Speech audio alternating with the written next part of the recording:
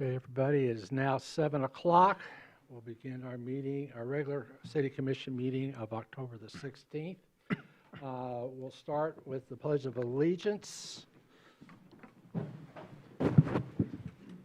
Pledge allegiance to the flag of the United States of America and to the republic for which it stands, one nation, under God, indivisible, with liberty and justice for all. Okay. As we begin our meeting tonight, we want to acknowledge that the land on which we gather is the territory of the Ottawa and Chippewa peoples, who have stewarded this land throughout the generations. We thank you for your strength and resilience in protecting this land and inspiring us to uphold our responsibilities to do the same. As a reminder again, this is not insulting anybody. It's just that, and it's mainly for me, that as we discuss our issues tonight and our topics, may we do so with each other in a respectful, with dignity, patience, and charity. And this is more of a reminder to me than to the rest of you. So we have that. With that, we'll have roll call, please. Yes, good evening. Commissioner Werner? Here. Mayor Pro Tem Shamrow? Here. Commissioner Wilson? Here. Commissioner Stanley? Here. Commissioner Treadwell? Commissioner Colbert? Here. And Mayor Lewis. Here. Okay. We'll have announcements from the interim city manager. I have none this evening. Announcements from the city clerk. Yes, meetings to announce for this week, the week of October 16th, include that the Planning Commission will meet on Tuesday, October 17th. That'll be at 7 p.m. in the Commission chambers. The Mobility and Parking Board will meet on Wednesday, October 18th at 11 a.m. in the committee room, which is located on the second floor of the Governmental Center. The Arts Commission will meet on Wednesday, October 18th. That'll be at 3:30 p.m. in the second floor committee room of the Governmental Center. Also, the Mobility Action Plan Leadership Team will meet on Wednesday, October 18th at 4 p.m. in the second floor training room of the Governmental Center. The Grand Traverse Commons Joint Planning Commission will meet also on Wednesday, October 18th, but at 5:15 p.m. in the committee room on the second floor of the Governmental Center. And finally, with respect to meetings, the Downtown Development Authority will meet on Friday, October 20th at 9 a.m. in the Commission chambers. And I just wanted to share a couple of community updates, and they are that, of course, leaf pickup is beginning on October 23rd. That's next Monday, moving west to east, and the alley, of course, can be used by residents on Madison and Jefferson construction project route. And more information regarding leaf pickup can be found at traversitymi.gov. And finally, the Traverse City Fire Department, as I announced last week, has launched a campaign for commercial property owners and business owners within the city to update their Knox boxes, and we encourage them to take part in that campaign because it's critical for safety reasons and public property preservation reasons, as well as for, of course, efficient emergency calls. And more information can be found at traversitymi.gov. And lastly, for everyone up here, just a reminder to speak into your microphones. And that's all that I've got. Thank you. Also, for the audience, I know we'll probably have a number of folks that are going to be speaking in up here at public comment time or whenever you do that. Please make sure also the mic is close to your mouth, to you also, so that the folks at home can hear you. We can hear you pretty well, but we appreciate it the folks at home can hear you. Next is an acknowledgement by Mayor Pro Tem Amy Shamrow of me. I don't know why anybody wanted to do it. I fought like hell to stop it, but it wasn't going to happen, so there you go. But there's no sheep cake, so you won on that. Yeah, okay, I want no sheet cake, no cupcakes, no plaque, and that's fine. Love Tim. Thank Tim. Oh, no. You're in Tim and I are a trouble now. duo on this one. Who let thing two? Well, Richard Lewis is not a new name in the Traverse community by any stretch. In 2015, I was honored to have been elected to the city commission with him when he was just a young whipper of a city commissioner there with us. And poor Tim Warner, our veteran on the commission, had to deal with us as new commissioners coming in to shake things up and change a little bit here and there. So in that sense, I really wanted to make sure that Richard was honored. I know the staff had worked really hard to put something together for him that they thought was appropriate, not another proclamation or something that'll sit around his house, as I believe he had requested that we not do. But, you know, for many commissioners, we have really appreciated him, especially over these last couple of years as our mayor. Words that were suggested are, Benjamin had put out an email asking for people to share thoughts and words. So everyone threw out kind, wise, caring, conscientious, transparent, earnest, and open.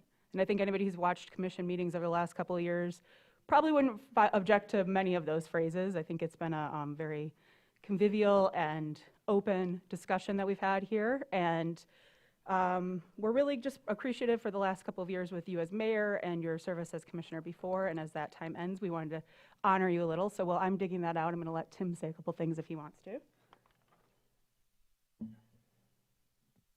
Only a couple. So it has been a privilege to serve with Mr. Lewis.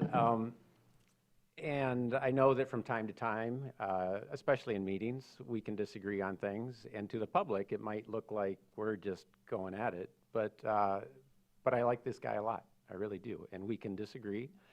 And things can get a little heated from time to time.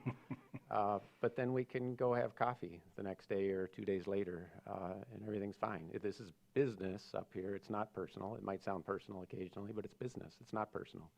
And I'd hope that he can be an example to others and encourage others in the future to run for city commission. And he's a great role model. You might not agree with what he believes in or what you think he values, but he's a great role model as far as how he interacts with others. So thank you. I agree. Thank you, Tim. Tim moved it way up on me. And so, and with that in mind, and going back to the my remembrances of 2015, when we were first elected, Richard gave some good advice to those of us that were coming in with him on that commission and said, remember that every decision you make is going to affect the city, for good or bad. When you look out, whether it's 4 years from now or beyond, you're going to have made a change in the city. Always try to make sure it's for the best.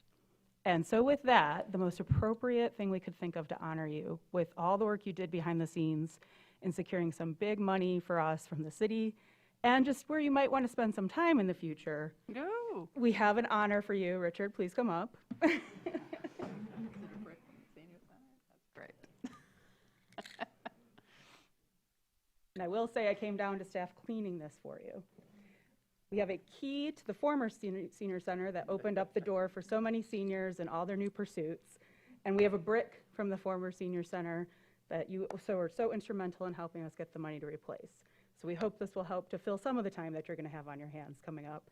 And we really thank you for your service to the city all these years. Thank you.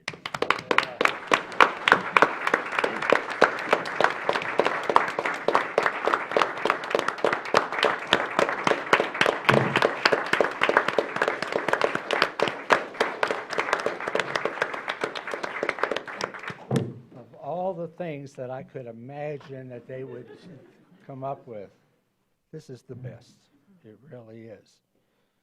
Don't know where I'm going to put it yet, but it'll be someplace that I can see it on a regular basis. So anyway, but while this acknowledgement is, and I appreciate it, and especially from Thing 2 or Mr. Grumpy, whichever one Linda Colbert has called us on many occasions, I just want to say this really goes to you guys, to my fellow commission members, to all the staff in this, and everybody that does that. I'm only one person, and it's you guys that do the work. I just get to run a meeting and mess it up on a regular occasion, which I enjoy doing. And especially when I kept forgetting to do the Pledge of Allegiance for the first year. So I want to thank everybody, to the staff, even the public that comes in here and disagrees with us in whatever. I really appreciate the way you've responded to say, let's be courteous. Let's work with each other, share our viewpoints. And I'm telling you that, while Tim and I may say we disagree, I'm married to a lady that's almost 45 years now. And I can assure you there are times that we disagree too. But I haven't given up on her, and she hasn't given up on me, and we have no intention of giving up. So we'll just keep plugging along. So thank you, guys. Well, I've got a break window, but I can throw it to you. Yeah. Does he have to have it during the meeting? Could we put it somewhere out of arm's reach today? Yeah, in case I have to use it, right? We had to force him to take that. I said I'd put it through his window if he didn't let me, and he didn't know what it was at the time. Ms. Coburn, would you follow me, please? Oh, gosh.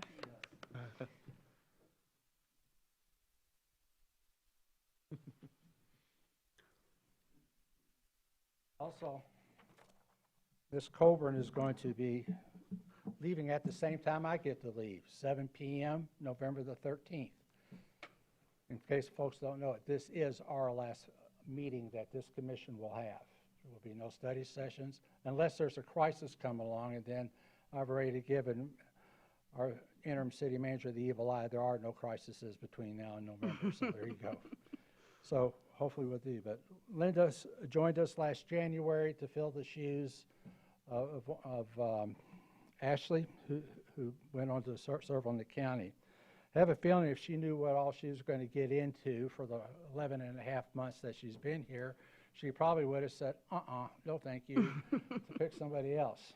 But she did. And she's been, times, you know, she stood in there. The staff, once again, reached out. One part of it was deeply thoughtful, bold, strong, long-range thinker, honest, intuitive. I added two more, resilient and kind. At times when Tim and I would disagree, she would come up with it. And I still have my book, the happy book. I'm happy. He's grumpy. Although at times she wanted to switch it around, you know, and then she didn't like that anymore, so she calls us thing one and thing two, so whatever. So I appreciate your time for being with us. This community should give you thanks. And she picked two of the toughest positions to be on, as a city commissioner and a planning commissioner. I don't know of two boards that are the probably toughest boards we have in the city. At any time, it doesn't make any difference what it is. So this is in recognition of being a city commissioner from 2023 through November of 2023, giving in grateful appreciation of your dedicated service to the citizens of Traverse City. Signed by myself as mayor.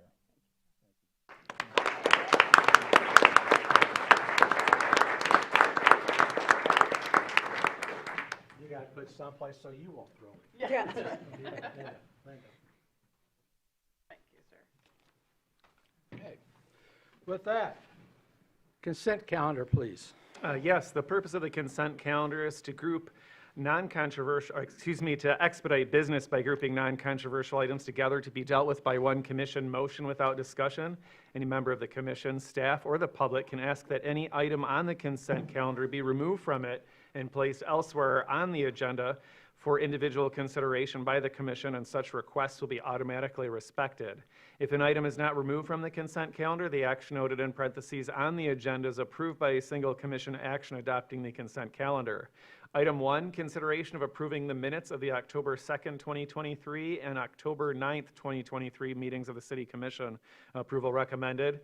Item 2, consideration of authorizing an amendment to the reimbursement agreement with Conservation Resource Alliance that formalizes the city's anticipated receipt of $32,000 in National Fish and Wildlife Foundation Sustain Our Great Lakes SOGL funds, which will be used to plant trees on city property adjacent to Kids Creek, the Boardman River, and along city streets, which extends the period in which the trees must be planted through December 31st, 2023. Approval recommended. Item 3, consideration of authorizing an attorney representation agreement for the city to join a lawsuit against the manufacturers of firefighting and foam products. Approval recommended. Item 4, consideration of adopting the annual resolution certifying that the city intends to implement the state prescribed limits on healthcare plans as required by Michigan statute. Adoption recommended. Item 5, consideration of authorizing an addendum to the Municipal Employees Retirement System of Michigan Defined Benefit Plan Division 13 to add the positions of city attorney and city manager, which formalizes plan eligibility, service credit qualification, leave of absence, and definition of compensation for employee pension purposes, which is a housekeeping matter. Approval recommended. Item 6, consideration of waiving the competitive bidding process and authorizing a purchase order for the removal of interior coatings of membrane tank 3 at the wastewater treatment plant. Approval recommended. Item 7, consideration of authorizing dance entertainment and outdoor service permits to Sleeping Bear Apiaries to align with Grand Traverse Distillery permits, and consideration of authorizing the city clerk to issue the related registration, allowing the operation of the licenses and permits at 215 East Front Street. Adoption and approval recommended.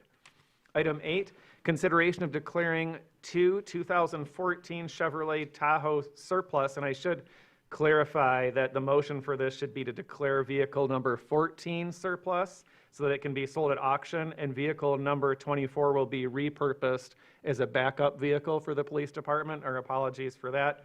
And consideration of authorizing a purchase order for two 2023 Chevrolet Tahoe police patrol vehicles for use by the police department, which is a scheduled purchase. Approval recommended. Item 9, consideration of authorizing a confirming purchase order for unleaded fuel for city operational use. Approval recommended. Item 10, consideration of authorizing a confirming purchase order for diesel fuel for city operational use.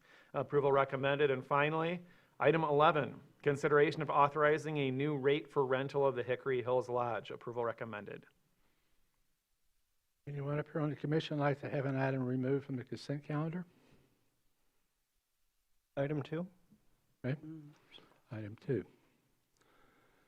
All right, anyone else? Okay, with that, anyone from the public, anyone from the public like to have an item removed from the consent calendar? Okay. With that, I'll be glad to entertain a motion, please. I'll move that we accept the consent calendar as amended. Okay. Support. We have a motion and support. All those in favor of the motion say aye. Aye. All those opposed say nay. Motion passes. All right, we have item number 2, which was removed, which is consideration and authorize an amendment to the reimbursement agreement with the Conservation Resource Alliance to formalize the city's anticipated receipt of $32,000 in order to plant additional trees. Yes. I'm strongly in support of this, but I do have one question resulting in why we're extending this to a 4th year. And Frank or some other staff member may be able to answer this. Is this because there wasn't sufficient staff capacity to plant all the trees that were allocated in the 3 budgeted seasons, or did the available funds end up going farther than expected? Frank Deteri, Director of Public Services. A little bit of both. The plantings with the capacity that we had didn't catch up with the amount that we could actually purchase with it, so there's about $8,000 remaining that we can spend as a result of this. Officially, this extends the deadline for getting those plantings in the ground and getting sorry? No, I'm just pointing to someone who's out here, Oh, just pointing sorry. those chairs in here if they can squeeze I in. hope that answered your question. Yes. So are we getting the same number of trees, or are there more trees that are able to be It purchased actually, under the grant? this supplements what we already have on our tree planting list, so it's essentially the same amount of dollars spent, but we still have some dollars left over in the time slot that it needed to be spent, so we needed to extend that so we could actually continue to take the rest of the dollars for planting. Thank you. Okay, would you like to make a motion? Yes, I'll move that the mayor and city clerk amend the agreement with Conservation Resource Alliance for planting trees on city property adjoining the Boardman River, Kids Creek, and city streets to extend the schedule needed to complete such planting until December 31st, 2023, with such agreement subject to approval as to its substance by the city manager and its form by the city attorney. Okay, we got a motion and support. Anyone from the public that'd like to address this item? Okay. All those in favor, any other questions from up here? All those in favor of the motion say aye. Aye. All those opposed say nay. Motion passes. Next comes under old business is consideration of acting a number of amendments as it relates number to. 1. Huh? Yeah, we have a Is public any- hearing on this. Oh, Public hearing. excuse me, I went to the wrong place first. This deals with the continuation of the public hearing as it relates to the Special Improvement District, SID 2023-01, which is the installation of decorative lighting along East Bay Boulevard South. We may remember at our last meeting, because the notices had gone out late, there was a strong possibility that the residents did not have enough time to get all the responses back, which I think we found to be true, because at this point, it appears that with all the responses we received, there's 80% of the property owners would like to proceed with this. In fact, another one came in today, but it's not included on the list that I understand. And so it goes over the 50% mark of what we usually have historically used as to when granting these special improvement districts. So with that, I need to take a motion to continue, or do we just continue the public You hearing? can just continue it. Okay, is there anyone here from this particular SID that is here tonight? Any individual that lives along through here? Because we got to make sure you're recognized. Yeah, and even if you don't plan to speak, as the mayor said, we want to make sure that anyone living within this area of this proposed SID is recorded in the minutes. It preserves your right to appeal. So is there any individuals that live within the proposed special improvement district? If so, please rise or raise your hand. Okay. I don't see anyone. All right, with that, I'll reopen the public hearing for anyone that would like to speak on this.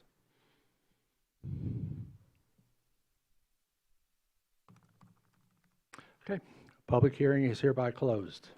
You want me to bang the gavel? No. No need. Okay. Okay, so considering that, we do have a proposed motion that this could be adopted and moved forward with. Can I ask one question? Yes. The person who didn't think that they Oh, should be included. he's been removed. Okay, That property has been removed. Excellent, thank you. And it's marked on the map Yes, yes, yes. on page 4. Yes.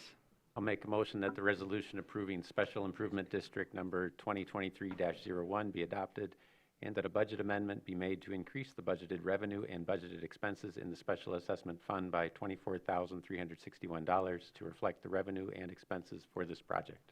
Support. Okay. We have a motion of support, a motion and a motion of support. Anyone else want to talk to this that wasn't? Okay. All those in favor of the motion say aye. Aye. All those opposed say nay. Motion passes. Okay. Now we get to the big topic of the night. The consideration of adopting numerous amendments to the zoning code as it relates to housing. I'm not going to go through each one of them. They're in the packet, but we'll get to them as we start to bring them up. What I'm going to do tonight, instead of, and we're going to have separate motions, if anyone saw the packet, there are separate motions for every one of these items, A, B, C, and D, that are in our packet. Some of the motion may get passed. None of the motion may get passed. We don't know until we go through the list. But instead of opening up each item for public comment, I'm going to go ahead and, unless the commission wants to do otherwise, I'm going to open up everything right. I'm going to turn it over to the city manager here in a minute so he can give us a quick update. But I'm going to open this up for the public comment on any one of these items, any one of them. And I'm going to expand the time from 3 minutes to 4 minutes. So it gives everyone enough time to hopefully speak if they wish to do so. So we don't have to, you don't have to repeat yourself each time. So we'll know where you stand one way or the other. If you got a particular topic you wanted to mention, please feel free to bring that up. You know, we've done this in the past when we have a grouping slot like this, and so we'll just continue that tonight. So with that, I'll turn this over to you for any updates that you have. We have some slides that he has put together and questions that have been asked. So. Yes, thank you, Mayor and Commissioners. What we tried to do this evening is just try to capture some of the feedback that we've heard and provide some responses to some of those questions. These are clearly not every single question that we've heard. We tried to hit on some of the larger ones that have come forward. I will apologize because we were trying to get this out before the meeting and out to all the subscribers so folks could have access to this. And I did find a couple typos, so I apologize to the teachers out there that I missed my I noticed. typos. I noticed. I figured you did. Yeah, I did. So Benjamin, if you don't Trust me, mind. it's not the first time. She's caught mine too, so. Okay, go ahead. All right, so the first one deals with breezeways. I think this is all in response to one particular project in the city. And this talks about, Planning Commission had initiated an amendment to deal with how breezeways are calculated, that they cannot be longer than 10 feet, taller than 15 feet, or exceed 100 feet in area. We were asked where this amendment stands, and it is currently in effect, and it's been in effect since 2018. Go ahead. The next one has to do with roof measurement standards in residential areas. This is an item that is going to be talked about tomorrow, as long as there's a quorum for the Planning Commission and they can meet. And this will be dealing with how, if the Planning Commission is going to look at different measurement or height standards for flat roof versus gabled or hipped or mansard. And I'm sorry if we're still building mansard roofs, 'cause they're terrible. Okay, duplexes by right. I'm not going to read this whole thing, but I'm going to try to just touch on a little bit of what's being asked here. In essence, the question is whether or not what we've permitted and how many single-family homes have been converted to a duplex over the years. When we talked to planning, in the last 11 years, which is about as far back as we could find documents, we've permitted 15 duplexes, with 7 in a residential district, and those are all in the R2. There's been some others that have been in multifamily districts, and then there's also some in Morgan Farms, which is a planned unit development, and they're required to be in certain locations. We did ask one of our longer-term employees what they could recall, and he could only recall one single-family home being converted to a duplex over the last 22 years of their service. There's a lot of, as we've kind of talked through some of these, through these various meetings, there's a lot of standards that have to be met, and converting a duplex or converting a single family to a duplex is not always cost-effective or easy to pursue. Okay, go ahead. More on duplexes. So regardless if it's a duplex or you're building a single-family home, you still have to meet all the same dimensional standards that apply in that particular district. There's no concessions or deviations that are allowed for a duplex that would not also apply to a single-family home. Deed restrictions. Can deed restrictions be used to limit impacts from out-of-state vacation home buyers, corporations, or investors? Currently, there is no legal tool for the city to impose deed restrictions. However, the caveat or fine print, if you will, I mean, there are some private nonprofit things that could potentially be looked at, but we can't impose anything. It would have to be all done voluntarily. One such program the City Commission just heard about, I think it was the last meeting or the meeting before, from Housing North. Okay, reversion. We've had some questions about, well, can we go back to the old zoning if this doesn't prove to pan out? And the answer to that is yes, but it has to go through the same processes that we've gone through to get to this point. Okay, form. So we've had a number of questions about form or form-based code. Is there a pure, maybe what you would call a form-based code on all of our zoning districts? No, but there are form elements or elements of form throughout our zoning regulations. So we pointed out just a few of them. For example, one is on, if you go back just one is on how you site a home. So any new construction, you can't set back or step forward any closer or any further away than 4 feet of the average along that block. Go ahead, Benjamin. Accessory buildings. So the couple that I'm going to hit on here is you can build a home at 35 feet, but you can't build a accessory building higher than 25 feet. Or a 15-foot building, you can go a 15-foot You can't go, no matter what, you can't go any higher than 25 feet for an accessory building. This gets into some of the massing when you go down a little bit there. Let's see, what's the next one? ADUs, this just gets on a little bit of the size of the buildings, what can be allowed in an ADU. I think a couple of the main things here is any ADU or accessory building that's over 200 feet that has to have a substantially similar set of building materials and design elements to the primary or principal structure on the site. And accessory buildings in a historic district, that requires historic district approval. Okay, we've had a lot of questions about impacts. What are the impacts of these zoning changes going to be? And quite honestly, we don't know. You can't project what something like this is going to do, as we can't project a lot of decisions that we make, whether it be here at the city or in our own personal lives. All we can say is that there are a lot of regulatory standards that have been outlined in this process and already existed in our zoning that would have to be met for anybody to take advantage of any of these potential opportunities here. And that's on top of market conditions have to make this feasible for somebody as well. It's highly unlikely and almost impossible to even have any sort of holistic impact from these changes. Everything's going to be parcel by parcel, because each case for redevelopment is going to have to be looked at parcel by parcel.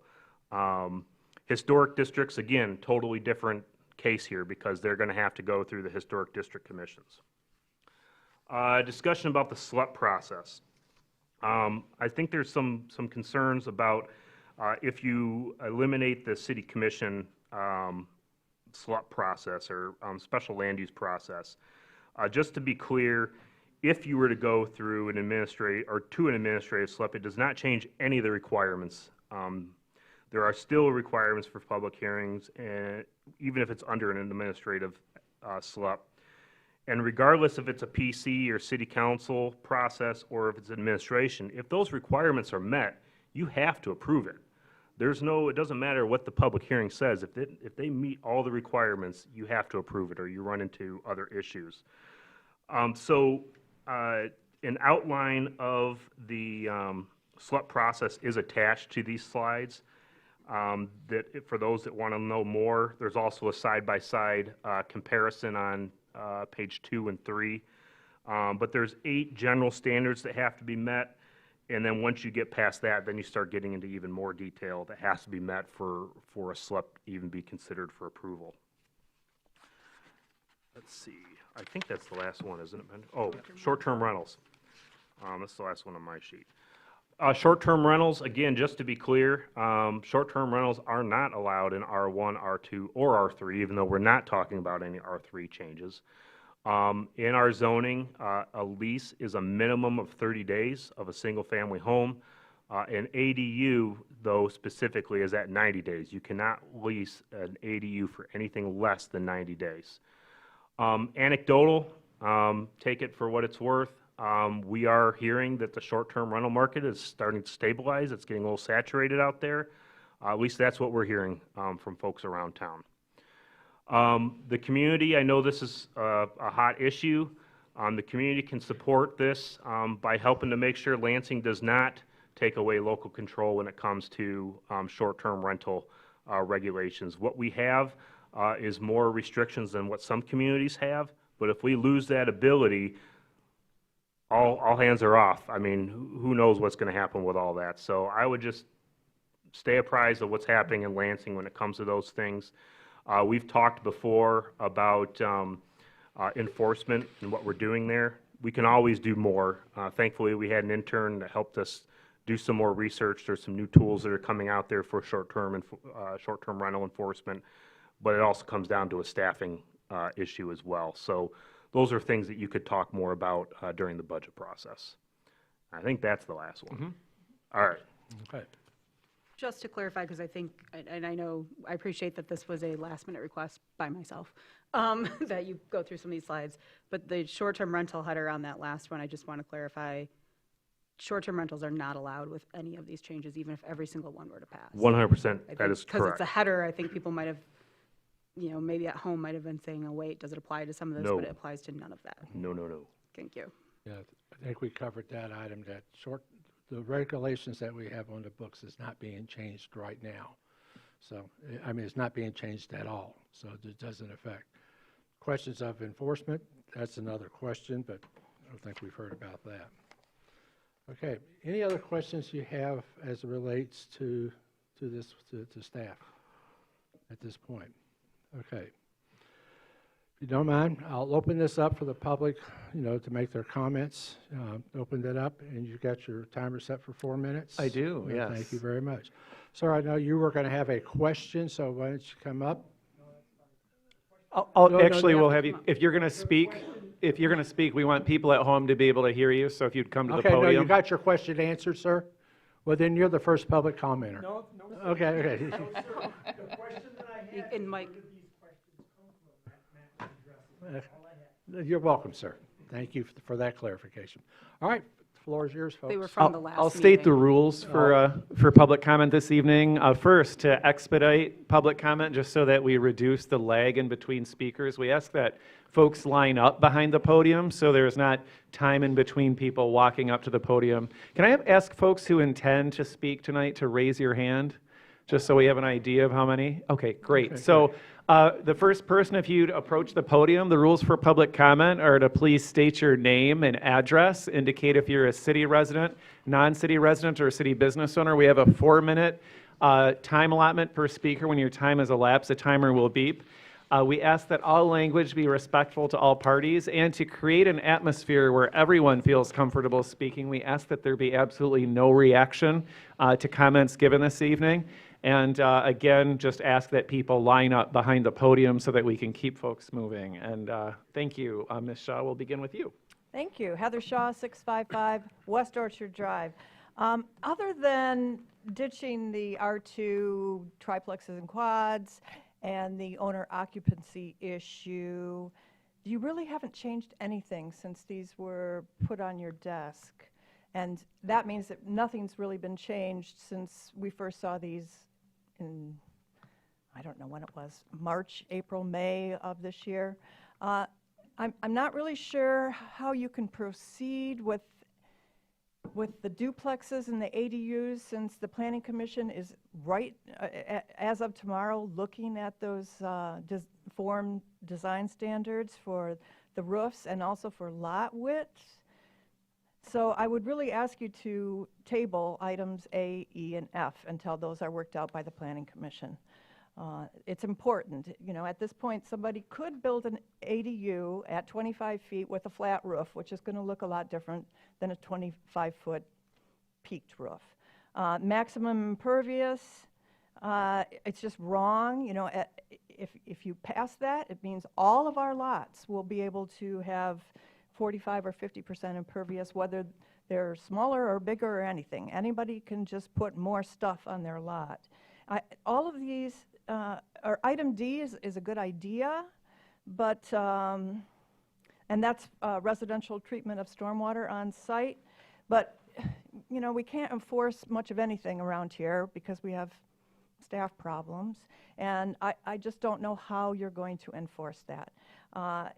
I think a much better idea would be to educate, send out postcards and show people how to retain their stormwater on site and how important it is.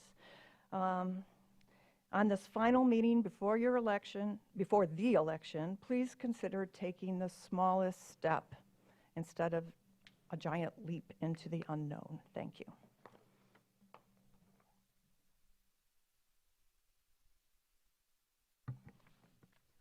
Jackie Anderson, 1725 Comanche Street in Traverse City.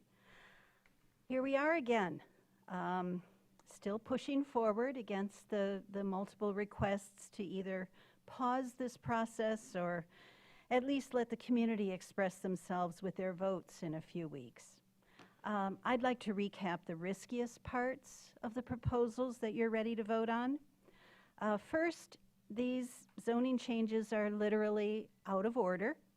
They're being approved without an updated master plan that represents a shared vision for the future of Traverse City. I'm still not seeing answers to some basic questions about how will this impact our city, how many homes, at what costs, and when. For those who say there is no data, I'd like to refer you to the Federal Reserve Bank of Minneapolis and their housing dashboard, just one resource. I don't think there's been enough attention paid to the environmental impact of increased density. With 2 or more structures on smaller lots, more impervious surfaces, will we truly manage the water runoff, the preservation of the tree canopy, or potential new heat islands effectively? Why not wait for full form-based regulation so that new construction will blend with the character of existing homes? And finally, why don't you address the need for affordable housing first? We're all in agreement that this is not a strategy that will result in more affordable housing, yet that's our single biggest need, apartments for families who earn less than $45,000 a year. And that brings me to one last concern, which is following the money. If Traverse City sees the same result as communities who already have density zoning, then private developers will reap windfall profits, and our very few affordable neighborhoods are going to be threatened. The city will certainly profit from a growing tax base, but have we even taken time to consult with the tax assessor about how they'll handle the proposed changes? Commissioners, please be sure you fully understand the costs and the benefits before you take these risks with our neighborhoods. Thank you.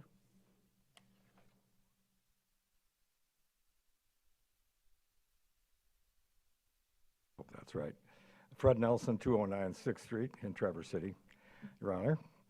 Having sat where you are sitting some time back, I understand one of the problems you have in trying to equate how much you know from staff reports and the fact that you see this stuff all the time versus the weight of public opinion, which can be determined somehow by meetings or not.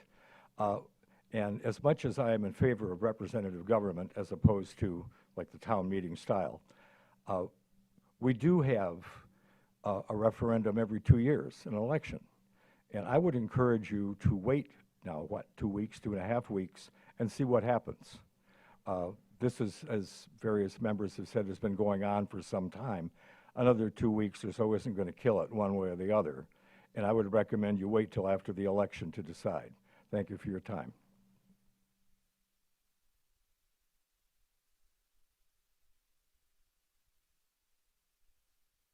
Good evening.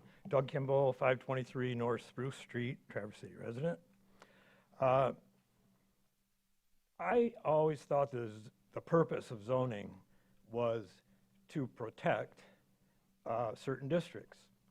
And when you buy into a neighborhood, an established neighborhood like we have around here, older established neighborhoods, you think, okay, this is it. This is what I get. You know, you don't expect to have sweeping changes come in and change what you've invested in your values and quality of life. And it seems to me, I know these have been thought out. No, I don't know that, I think. I assume they've been thought out.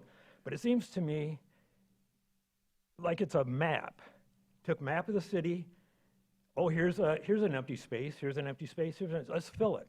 We have to fill it because people who don't live here want to live here. And it's like a board game.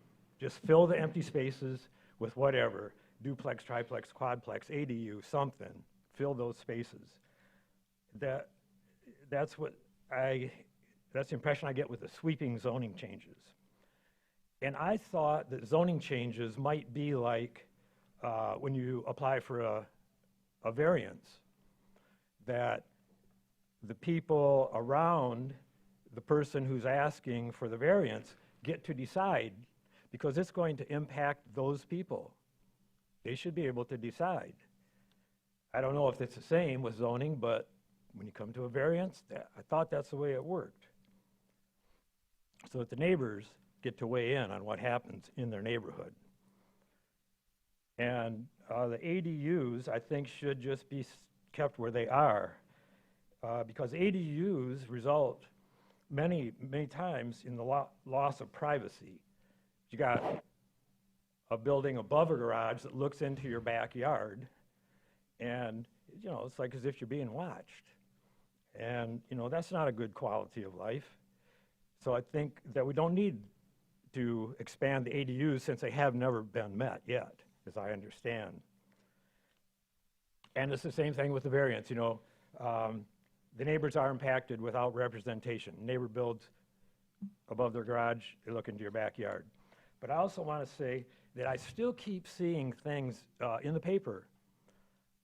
People think this is going to make for affordable housing. It is affluent housing, make no mistake.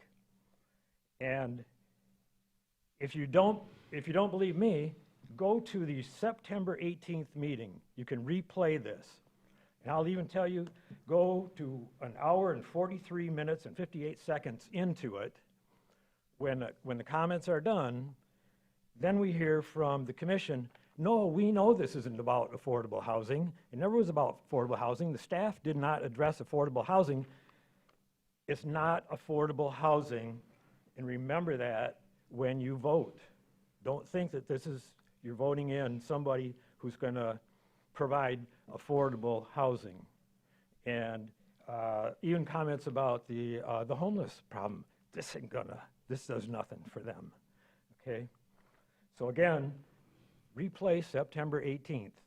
1 hour and 43 minutes, 58 seconds in, start there, and you'll see that the commission knows it's not about affordable housing. Thank you. Gary Schilke, 421 Webster Street. Apart from the ADUs, taking that off of my remarks, the rest of these the proposed zoning changes, I'm really against it. And I think that the reason I'm against it is I don't think it'll do what it's intended to do. I know it's well intended to address affordable housing and make more housing available for people in Traverse City. But by having these changes go through, increasing the density of the neighborhood, it's just not going to do it. And I know supply and demand, true, but the amount of supply that you can increase in our neighborhoods is not going to be enough to change the demand and lower prices. If you drive around our region, you see all the apartments that are being built, condos that are being built. Things are in motion to address this problem. And that's what's going to make a difference. Going ahead with these proposals is not going to impact that at all. What it's going to impact is the neighborhoods in Traverse City. It's going to dramatically change the nature of the neighborhoods in Traverse City with who knows what kind of consequences afterwards.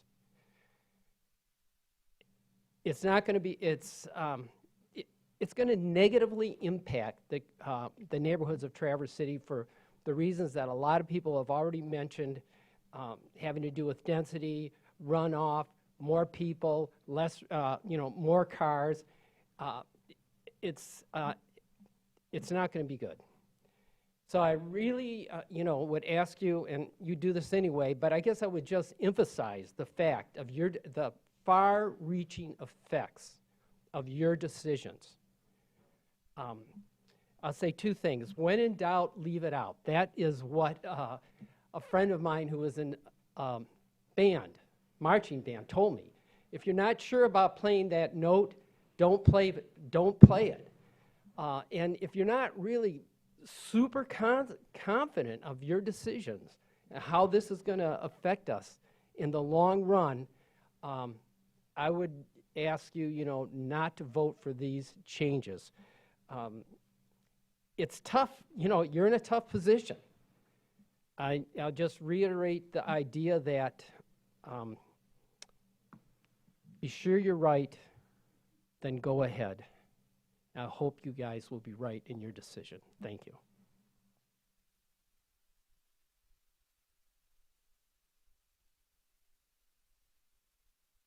Mary Mills, 424 North Elmwood. First of all, I want to say we know this commission has already decided. Not everyone will vote yes on each item, because that way every commissioner can say they voted no on some of it. You can say you listened to the residents, but we know these zoning ordinances will pass. At the last City Commission study session, Interim City Manager Nate made some very interesting statements, mostly about TIF and how saying to end TIF 97 is an easy scapegoat. He went on to say that ending TIF isn't going to do what many in this community think it will do. This also applies to our zoning. Residents who have voiced opposition are also an easy scapegoat for the city. And Planning Commission. The residents of Traverse City are deeply engaged in city zoning policy and educated about the zoning issues.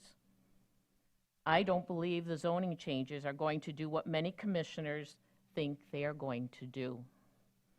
The idea that these changes are going to move forward towards fixing the housing crisis and having little impact on our neighborhoods and the environment is just false. Nate went on to say that in the 6 months that he's been here, the level of trust here is something like he's never seen or experienced in a community. He did mention that it's going to be up to the commission and the community to figure out what happens next. That's the same problem with zoning. The Planning Commission and City Commission have claimed they have been engaged and have many conversations with residents. Yes, but they've been monologues, not dialogues. At the neighborhood meetings regarding the master plan, residents were told this was not the place to discuss zoning. At the September 18th meeting, you grouped all the proposed zoning items together, even though you said they would be discussed item by item. You said the city attorney would have the new zoning ordinance language available. None of that happened.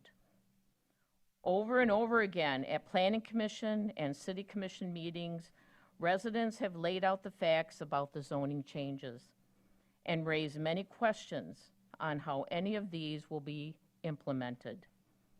These changes are being pushed forward anyway, with too many questions unanswered and no clear plan.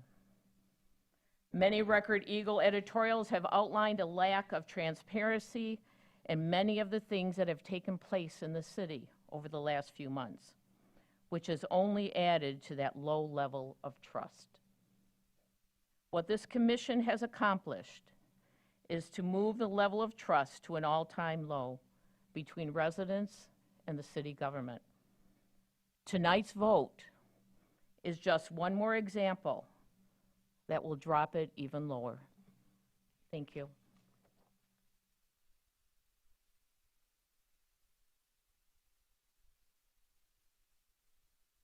Anyone else? Jenny, are you coming up? Okay. Again, those others who would like to speak here, please come on up and get ready, please. Good evening, Commissioners. Denny Scordato, 422 East State Street. I hope you don't eliminate City Commission SLUP approval, because those 8 general standards that must be met are extremely subjective. For example, the word harmonious can be interpreted so many different ways by different people. So just having that extra layer of scrutiny at the city commission level, I think is very important for SLUPs. I hope you won't allow ADUs on any property that's not owner occupied, whether there's a duplex or whatever. I hope you don't approve anything that will result in more homes facing alleys, like I have at the end of my alley. Built in 2018, something called a site condo. I just looked it up on the tax parcel viewer, and those two separate principal homes are being identified as condos. And for the life of me, I can't figure out why. But I'm very suspicious that the devil's in the details, and there are loopholes, and if you're not careful, we could end up with more homes built facing alleys, and I think that's wrong. This morning, my husband and I were reading about this meeting, and I asked him if he wanted to come with me, and he said, no, it's like pissing into the wind with these guys. He's pretty disgusted with this commission's performance, and I kind of suspect he's not alone. And even though there may only be 20 people speaking here tonight, or there were only 40 people at the September meeting, I think you all are smart enough to realize that for every one of us who get up here and speak publicly, there are many, many more people who either can't be here, are afraid of public speaking, or simply feel, what's the use, like my spouse. And how sad is that? Thank you.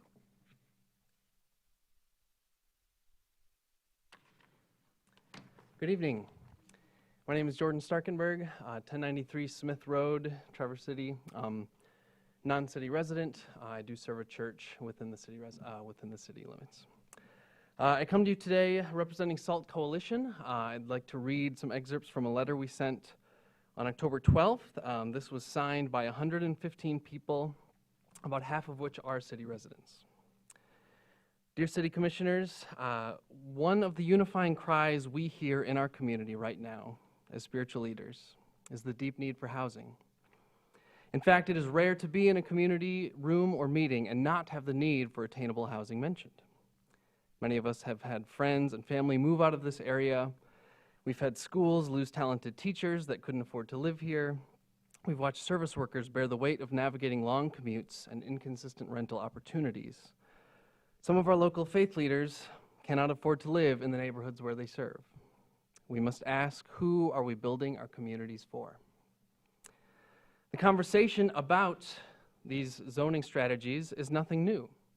As Commissioner Stanley shared in the City Commission meeting on September 18th, the city has been in conversation since 2008.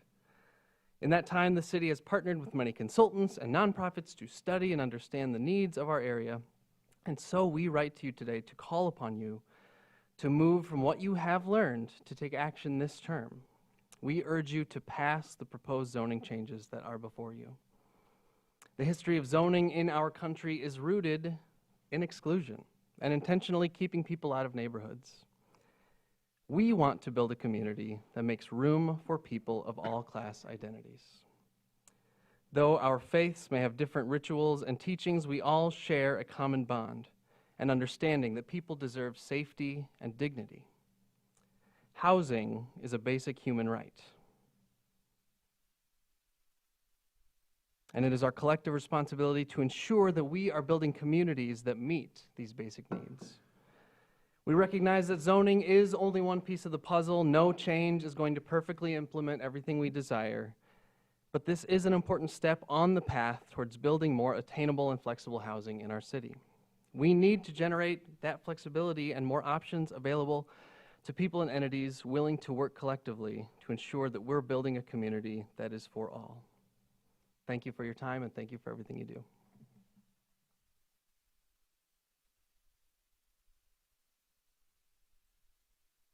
Anyone else?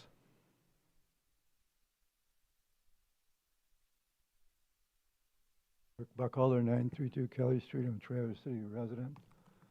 Nothing makes me madder than somebody who doesn't live in the city coming in and telling city residents how to run their city and run their affairs. That's just wrong, and I couldn't care less if he's got a list of 100 of his buddies. There's 15,000 people that live in Traverse City, and most of them have lived here twice as long as he is old. After watching this zoning things transpire for like 4 or 5 months now since last spring, the rift between city residents and this commission and the planning commission is so deep that it may take a decade to repair. In the meantime, it's just going to be open warfare. But you seem to be blinded by the fact that Traverse City has been inundated with, when I lived in Atlanta during the boom where the city went from 1.6 million to 6 million people in a very short period of time. We used to call banks like that predatory banks. And if you haven't paid attention, there are probably more real estate agents in Traverse City now than lawyers, which I thought I'd never see happen. And they're making so much money that a young friend of mine in his 30s, as a tenured science teacher, decided just about a month ago to resign his teaching position because he made more money selling real estate in 2 months than he did in a year in teaching. And that's predatory banking. That's the kind of money that's coming in town. Almost all of his sales have been cash from out of state. Within a day or two of when a property goes up. They're going to come into neighborhoods like my neighborhood, Traverse Heights, and they're going to start buying up groups of houses to put in whatever they can put in to make the most money based on this zoning that you're going to allow them to do this with. So I assume you're going to pass almost all of this, but I can tell you if there's a way to kick back, it's going to happen. And the other thing you have to worry about is you're doing this in a lame duck session. There may be a major turnover in the commission in about 20 days. And then what are you going to do? Because they have every right to turn around and reverse everything that you're going to pass tonight. I mean, this is just wrong. And I wish you'd quit saying that we don't understand something. No, we understand everything perfectly. That's why we're here. Thank you.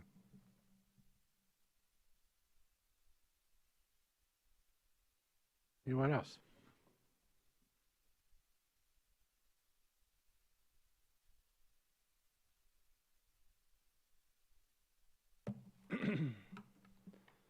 Sam Flamont, city resident, 1719 Apache Pass. I think one of the biggest things that's missing from all these conversations is simply the fact that these neighborhoods that we talk about already have everything these zoning changes will create. The corner of 8th and Pine is a triplex, looks like a single-family home. There's 3 residents living in this house. At one of these meetings, somebody complained about the neighboring house, which is a single-family owner-occupied house, but didn't complain about the triplex. So I don't understand why we keep complaining about things that aren't hurting our neighborhoods. At the corner of Webster and Rose, there is a duplex. At just around the corner on Rose, there's a duplex. Next door to that house, guess what? It's a duplex. We have multi-family housing all up and down Washington, all up and down Webster, all up and down 8th, 9th, and 10th. So when you say you have invested into a neighborhood, you invested into that neighborhood. That's what you bought into when you bought into Traverse City. It has single family, multifamily, 1 unit, 2 unit, 3 unit. Now, I do agree that I think ADUs and non-owner occupied stuff, I don't like that. I'm in complete agreement with a lot of people on that. But as far as this multifamily stuff hurting the neighborhood, it doesn't. And if you don't understand what's happening, and I'm not saying you don't, but if you don't understand what's happening, one of the biggest, and I mean biggest investment ideas right now is midterm rentals. And Traverse City is ripe for midterm rentals. And if you think you don't want a neighbor that might not be there in a year? What about a neighbor that might not be there in 90 days, 30 days, 60 days? Because landlords will be able to make more money renting to traveling nurses, professionals, people who are trying to move here to buy a house but can't, and they'll put them in for 30 days, 60 days, and you'll never know your neighbor. They'll never be a long-term tenant. Midterm housing will create a bigger problem for most of these people in this room than more long-term housing. Not affordable, just long-term housing. Although more units create more affordable housing automatically. Just like the fact that we talked about short-term rentals earlier in here, the prices are coming down, people are panicking who own them. We have a lack of housing, and therefore one thing that's happening is we have something that you can refer to however you want, but it's trickled down. A lot of higher-end buyers who can afford $800,000 houses, can't buy those because they don't exist, are buying $400,000 houses and putting the money into those homes, therefore eliminating the buyers who can actually afford the $300,000, $400,000 houses. That's what's happening, and that's why we need more housing. Whether it be single-family or multifamily, we need more housing to create a better environment for buyers, for people who want to live here. Yes, they want to live here. Not all of us are from here. Some of us moved here because we wanted to live here.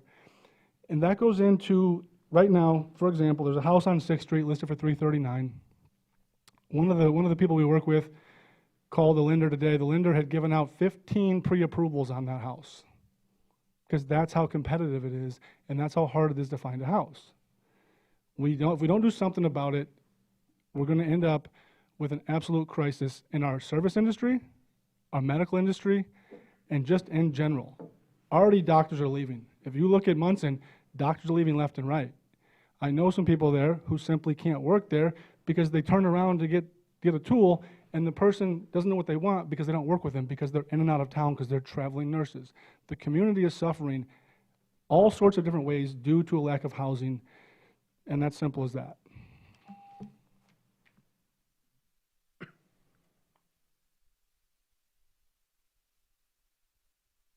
Paul Wilkins, 610 North Madison Street.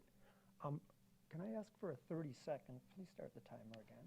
And then I just might take the 30 seconds that you promised me back in September 9th. Oh, this is. All right? Microphone, please.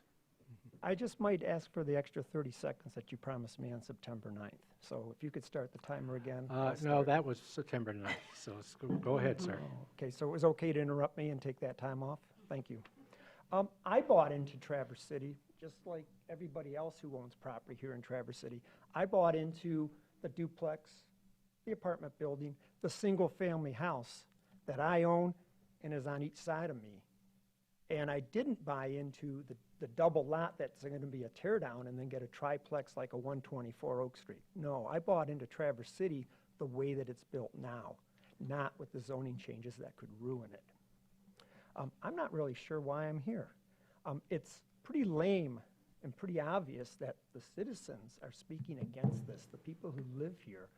Meeting after meeting, I think a previous speaker, the first one, pointed out nothing's changed.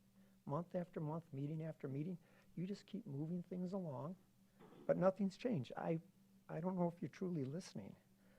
We've heard from a few special interest groups, but not the citizens. And oh, by the way, I'm kind of keeping count. I think the nays have it. Everyone's asking you to slow down. The survey by the City Commission, there's no supporting data. The City Commission gathered comments, and one person could have made 5 comments supporting the zoning, where 500 people could have said, oh no, we support every one of these 5 comments against. But there's no data, and when I asked you to come up with data, you never put a survey out there. There's no dialogue. Will you get the expected results? I do commend Nate and Attorney Lauren for looking at restrictions by deed and also reversion, but it would be nice to put a clause in there that if Lansing changes, that all of these zoning amendments revert and go back to the way they were. So it doesn't have to go through the process. Why couldn't you put that termination clause in? I have not served on a city board. I can only imagine how hard it is to try to please everybody. But I will point out the fact that this is business, not personal. But I need to remind you guys, the last 2 years has been pretty controversial. We had a city manager resign. Not a lot of explanation there. We had 3 people in the planning commission resign, including the chairman. I don't know, kind of controversial, guys. So there's been a lot of litter within the last couple of, so there's a lot of pat on the backs earlier in the meeting. There's a lot of litter here too, guys. It hasn't been clean. Public trust is at an all-time low. It's really a shame. The self-imposed deadline that you guys have come up with. You're not doing any favors by ramming this through. Let it go through, let it talk, let the language be written. I agree with some other people previously speaking. The vote is already pre-planned. It will be choreographed. Each one of you will take a turn voting no while you get the 5 votes to pass. And that way each one of you can literally say, well, I didn't support them all, but they're all through. And again, that's the state where we're at with the public trust.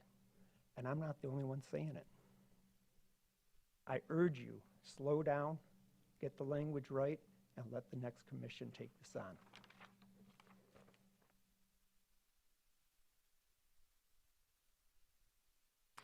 Anybody else? Hello, my name is Baja. I'm at 610 Pine Street. I was not planning on speaking, but I feel like it's kind of my duty at this point, based on the critique that was made of the one speaker who doesn't live in Traverse City, which I am a Traverse City resident, to say that zoning is rooted in exclusion. It's historically rooted in exclusion. And I hear a lot of people coming to you today threatening you all and coming with fear of change, fear of changing what they've known for so long. It's understandable. It's understandable to be rooted in fear, but I hear a lot of that fear being projected towards you as a way for you to root yourselves in it, to not make a decision that you know is right. And threats or statements about what they think you're thinking. You know yourselves. You know the research you've done. Stay rooted in what you know. And you're not going to ruin Traverse City. This is an incredible community with incredible people. Regardless, if we put this through, it's going to continue to be an incredible community. So what I think you're going to do with this vote is actually address the fear. And I realize I'm not making any friends right now by saying all this, but that's important. And it's important for us to stay rooted in these values and to note that zoning takes a really long time. Change takes a really long time, and change is really, really hard because it is scary.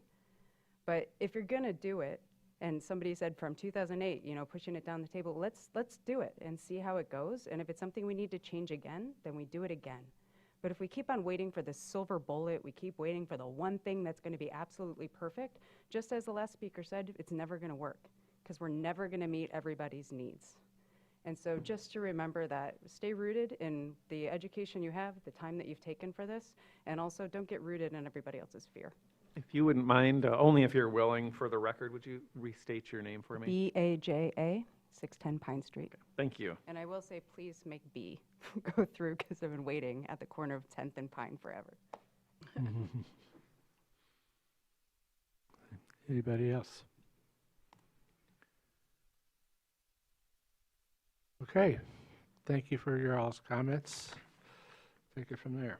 Okay. All right, folks. We'll go through the first item that's on our, it's A. It is a consideration of enacting an amendment to the Traverse City Code of Ordinance Special Land Use Regulations, which would, 1, reduce minimum lot size from 5 acres to 1 acre, and 2, switch from a city commission SLUP to an administrative SLUP as recommended by the City Planning Commission. Okay. Just to clarify, because I appreciate you going through those slides, but this would still require a public hearing and other public aspects of this, and it has never been applied for to date under the commission process. Is that correct? That is my understanding. The notice would still be required, still be a public hearing, although at the staff level. Yep. Okay. Good. Okay. You know, I should have waited here in case before we started here. Did anyone have any other comments before we start through all this? I do. Okay, please, Mr. Wilson. Well, these are general comments, so. Okay, yeah, general comment.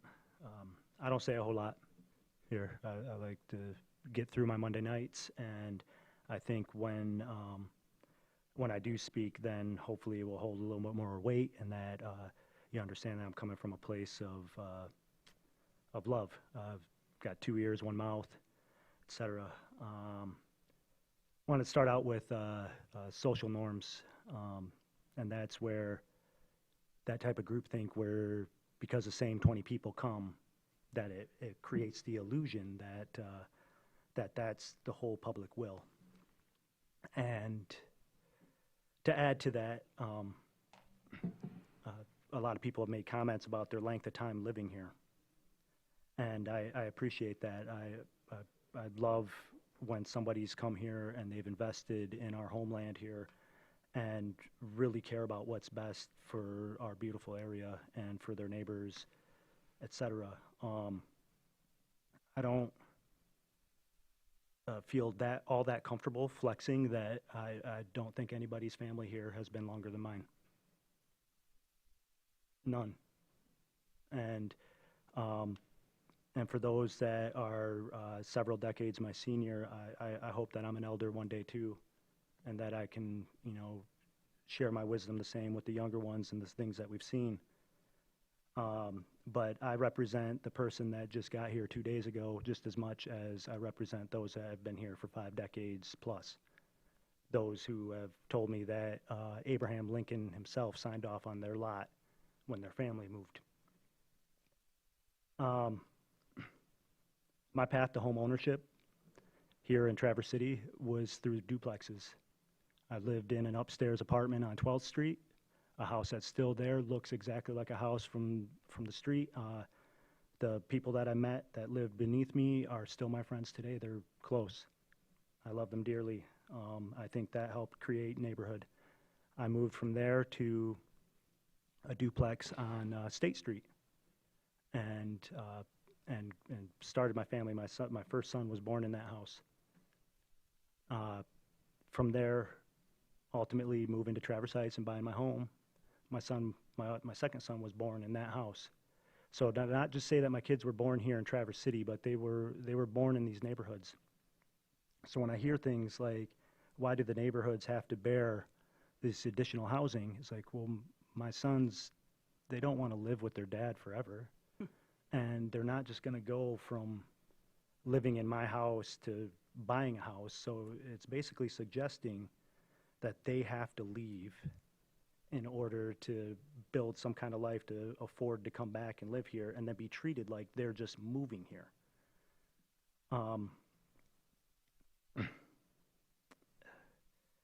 We have a lot of problems. I like some of these changes because it increases more available housing stock, and we know that supply and demand, it's been said several times, it can at times lower the prices of living and sometimes increase. But we seem to have a hard time of defining what is affordable housing, which clashes with class identity. I'm going to try to wrap up, but the other day, Record Eagle, they put babies on the page. You know what I mean? Babies are out there in the pines. And 2 days after my uncle, the last time we spoke about this, 2 days after my uncle, homeless, people make their life choices and they try to do what they can. But after he died, I sat here quiet and listened to several people from neighborhoods that, like, I used to only dream of being able to live in. I mean, I feel like you guys are rich. We're all rich. We live in Traverse City. Like, it really put it in perspective for me, and it was hard. So I held my tongue. Just a couple of things before I stop to really consider. One, I do want to think and respond to those who voted me in. But at the same time, keep in mind that 4 of us ran unopposed. And so it's kind of like, it's not like I'm just begging to be right here in the seat. I stepped up, I put my name in, I put my packet in, and nobody else came. And so it's kind of shame on our community a little bit for that, like we should be more engaged. And then at the same time, try to consider why some people can't come. I mean, I get it if like some people feel defeated and they don't want to come, but some others, they don't have Monday night. They're at work right now. They got their babies to raise. They can't be here. So leaving with two more things. I haven't talked about this with any of my colleagues here. I don't think I talked to anybody outside of these meetings whatsoever, so I really resent being accused of coming in here with some kind of plot to everybody gets to say no. No, I make my own decisions. And then the other is, and I'm going to speak for somebody else, but I have permission for it, one of the planning commissioners had a serious family health emergency and resigned and moved, and doesn't deserve to be like brought into this whatsoever and smeared in front of our community. With that said, I'll close and remind everybody that I vote with my heart and my head. Miigwech. Any other commissioners' general comments? I'm not going to say anything because I can't top it. Thank you, Mark, for sharing. Mr. Warner. So I had a question, as you started previously, Mr. Mayor, about how we're going through this. Are we going through what's below the bold letters that spell out recommendation in bold? Because those are the actual motions, or are we going through the lettered items above that? The letter items above it, those are the motions that correspond with the letters above it. Thank you. Okay. So this motion is that, now that I can look at it from both sides here on my little thing here. Our first one is consideration of enacting an amendment to the Traverse City Code of Ordinance Special Land Use Regulations, which would, 1, reduce the minimum lot size from 5 acres lot size to 5 acres to 1 acre, and 2, switch from a city commission SLUP to an administrative SLUP as recommended by the City Planning Commission, and this is it. I'm going to say that as the motion is written right now, because they got them both together, I'll either ask that if you want to do them as one motion, or we can split the question, because I'm not prepared to move forward with doing this, going to an administrative SLUP at this point. I'm okay with the other one, but we can either split the question or we can just go at once. So it's your choice how you want to do it. And how you split the question, we just read the motion, just leave 2 off, and then we come back with the second one. So, yes. I'm perfectly okay with leaving them together, and I'm actually very surprised about your response to the administrative SLUP. I think one of the things that we're seeing in our country is a distrust of people in office and people working in government. I don't think for 1 minute that I can't trust the people in the planning department to evaluate these. First of all, there's only one piece of land that this one speaks to. There's only one in the whole city. I believe I'm right on that. Ms. Hershey? Yes.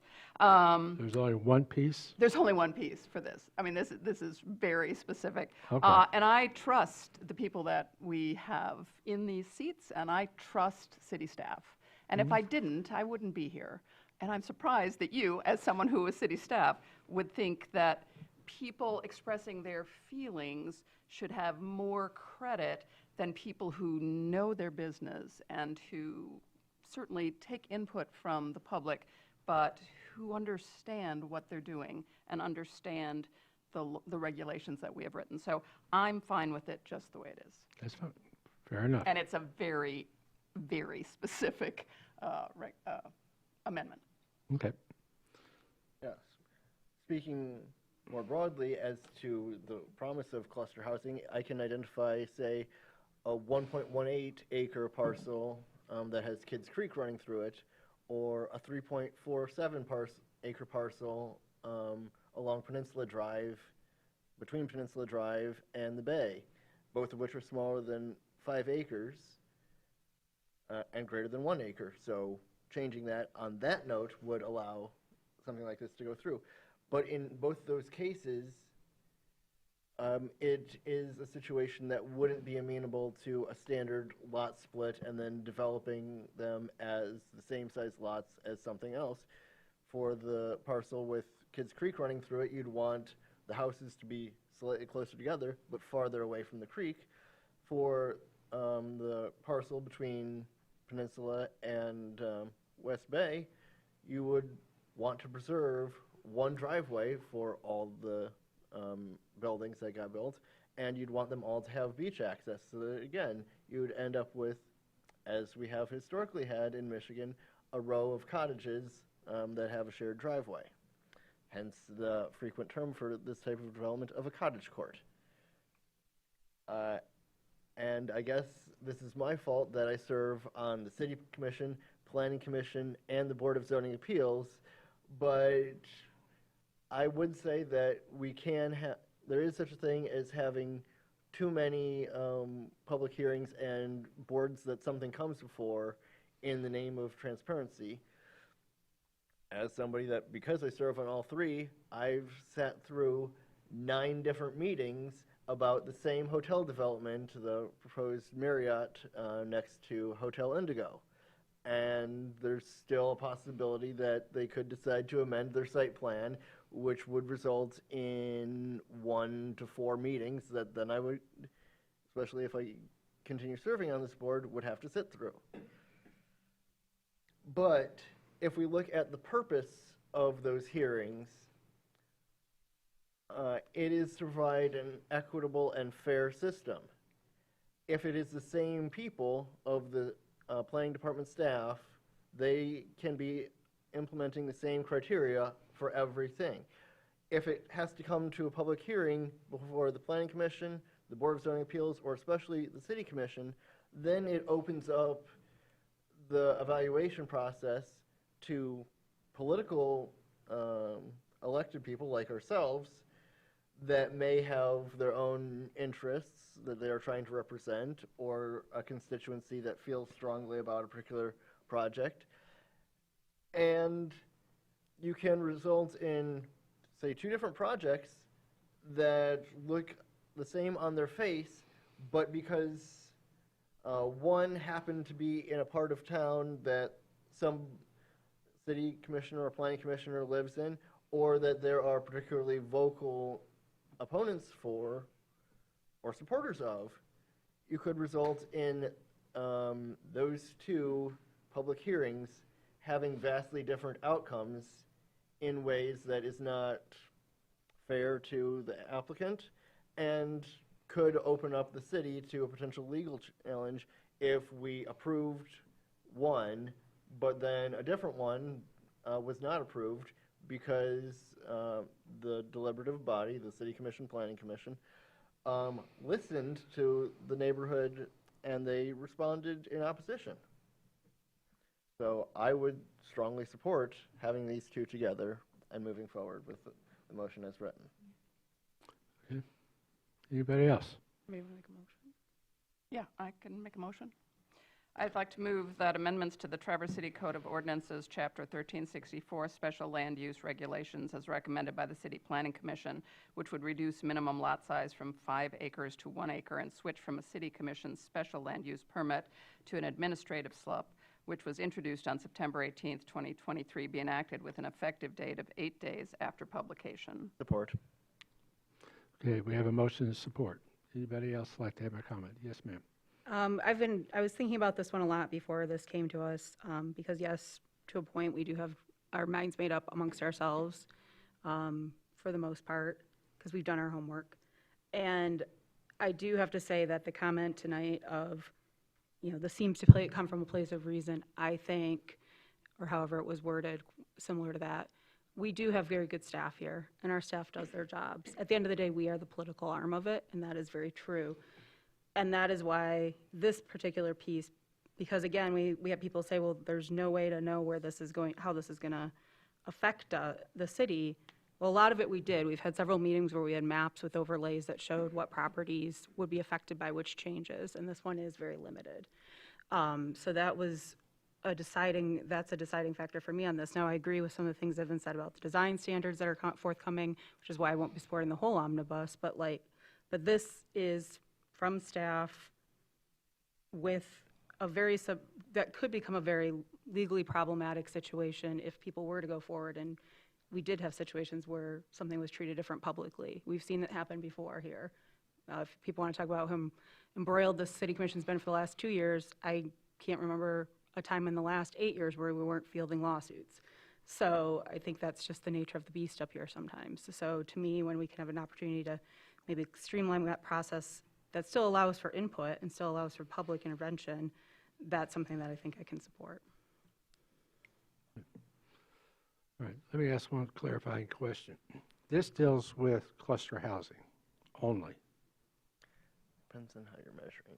It's the reducing the size from 1 acre, from 5 to 1 for cluster housing. So what's this for cluster housing only? Yeah. And as this, anything other than No, because that's the specific standards Well, Jermaine- under the Okay. general, oh, I'm sorry. Okay. The specific standards under the general standards is Then- just for the okay. cluster housing. Then it- I want to make one correction. I was just checking with Mitch, and I trust Mitch.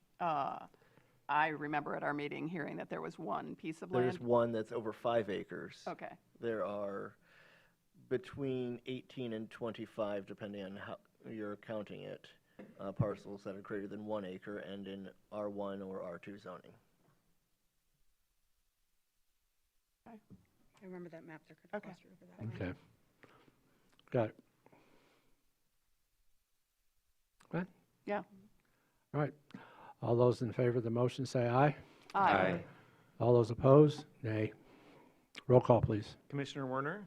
Yes. Mayor Pro Tem Shamro? Yes. Commissioner Wilson? Yes. Commissioner Stanley? Yes. Commissioner Treadwell? Yes. Commissioner Colbert? Yes. And Mayor Lewis? No. Okay, next is going to be item B, which is consideration of enacting an amendment to the Traverse City Code of Ordinance R1 and R1B single-family dwelling districts, which would reduce minimum lot width in the R1A from 90 feet to 70 feet, reduce minimum lot width in the R1B from 40 feet to 35 feet, reduce R1A from 9,000 square feet to 7,000 square feet, reduce minimum lot area in R1B from 5,000 square feet to 4,000 square feet as recommended by the City Planning Commission. And that's going to be the second paragraph down under recommendations, Mr. Warner. So that's the proposed motion. This is one I had a question about because I know we have the setback at the basically either end of the lot, but we don't have, I never saw anything that said we have setbacks from the side of the lot on this. Is that correct? There's no changes to the side setbacks. Okay, so that's why I will not be supporting this one. Okay. Do you want smaller side setbacks? There are no side setbacks on here. So to me, we No, brought this th- forward. No, the side, they're already there. We're not Side changing set- them. That's what I was asking Which about. is either 5 or 10 feet, depending Oh, on that's which why it zoning was too district you're small. in. Yeah. I'm sorry, there's no changes to. No changes, that's what, I yeah, 5 or, apologize. that's what it was, 5 or 10 is not sufficient. But we kind of said that we were bringing these forward, we didn't want to get into wheeling and dealing. They'll either pass or fail, and then they can be brought back in the future. So to me, that's a fail on this one, so for my standard. Okay. I'll make a motion that the amendments to the Traverse City Code of Ordinances, Chapter 1364, Special Land Use Regulations, as recommended by the City Planning Commission, which would reduce minimum lot width in the R1A from 90 feet to 70 feet, reduce minimum lot width in the R1B from 45 feet to 35 feet, reduce minimum lot area in the R1A from 9,000 square feet to 7,000 square feet, reduce minimum lot area in the R1B from 5,000 square feet to 4,000 square feet, which was introduced on September 18, 2023, be enacted with an effective date of 8 days after publication. Got a motion? Is there support? Support. Okay, we have a motion and support. All those in favor say aye. Aye. All those opposed say nay. Nay. Okay, roll call, please. Mayor Pro Tem Shamro? No. Commissioner Wilson? Yes. Commissioner Stanley? No. Commissioner Treadwell? Yes. Commissioner Colbert? Yes. Commissioner Werner? Yes. And Mayor Lewis? No. Motion I mean, carried. yes. Well, which is it? Yes. I voted yes. Okay. On, the next one is C, which is dealt with the impervious surface. But under D, we have another ordinance as it relates that is kind of tied barred to it. And I don't know whether to take D first, because if we just, the way I would do it is if I take C, then I've got to add something to it that is contingent on D getting adopted. Now, I'm assuming that will happen. So which Can way? we just link them and change a word to "and"? What's it mean? Instead of with standards. Consideration of enacting an amendment to do this and an amendment to do this. Well, they're two separate motions. They can be So- combined if you'd like to combine Okay, them. then I'm going to combine C and D. Yeah. Okay. Make the motion. Okay, C is consideration of enacting an amendment to the Traverse City Code of Ordinances, R1A and R1B, single-family dwelling jurisdictions, which would increase maximum impervious pervious surface area in the R1A from 30% to 35%. Option to increase maximum impervious area in R1B from 45 to 50%, subject to complying with standards, and increase maximum impervious area in the 1RA from 45 to 50% as recommended by City Planning Commission. And D is the consideration of enacting an amendment to the Traverse City Code of Ordinances, groundwater protection and stormwater runoff. And what I'd hope is that if you can just combine the two motions, then we can do them all at once. Where you just do and that amendments. Okay, that'll be fine. I'd be glad to entertain a motion. Whoever wants to read it.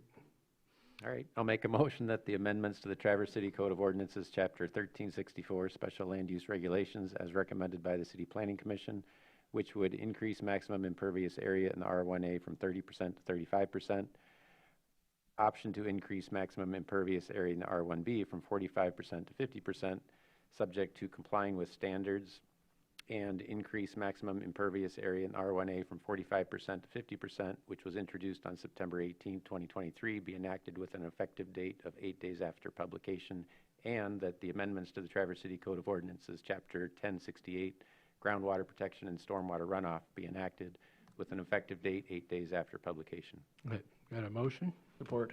We got a support. Okay, all those in favor? Wait, I have a question. Yes. So this one's tough for me, and Tim, you're my go-to on this. You're okay with this? Because Absolutely. the change of the impervious surface percentile made sense to me when we were shrinking the size of the lot, and someone brought it up today, and I hadn't really thought about that. It's going to apply to all lots. All lots that want to go above what we currently limit things for impervious surface. But right now, with that limit of impervious surface, we have no regulations on that stormwater runoff flowing into the public domain. Here, we would finally be doing something, and I'm not trying to say we don't have, we talked about it from time to time, and we would like to be doing more, but we just haven't had the opportunities necessarily. So here, like, to me, this is a fantastic step, and we could build on this. We, being the city, we could build on this in the future. But what you're saying is that at 30%, we really have no regulation. When we go to None. 35, if they want to go to that 35% impervious Even surface, 31%, above even 30. 31, anything above the 30, they've got to come up underneath our stormwater Right, water regulations. all of it, not all just, of it. not just that incremental additional, like all of All that of it. other stuff they used to be putting in the alley that went into the street, Yeah. that went into Kids Creek. Yeah. Like now they have to do Do it something all. with it. And this came from the discussions, again, people, in the comment tonight, we've heard that nothing's changed, but the condition of the stormwater runoff came from public comment, and the push to have that in there came from, if this was going to pass, that would be the only way it would pass. Okay. Yeah, I think staff came up with a good recommendation how to accomplish that, and they did it in this fashion, so, okay. All right, all those in favor of the motion say aye. Aye. All those opposed say nay. All right. So we got the, now we're down to E, consideration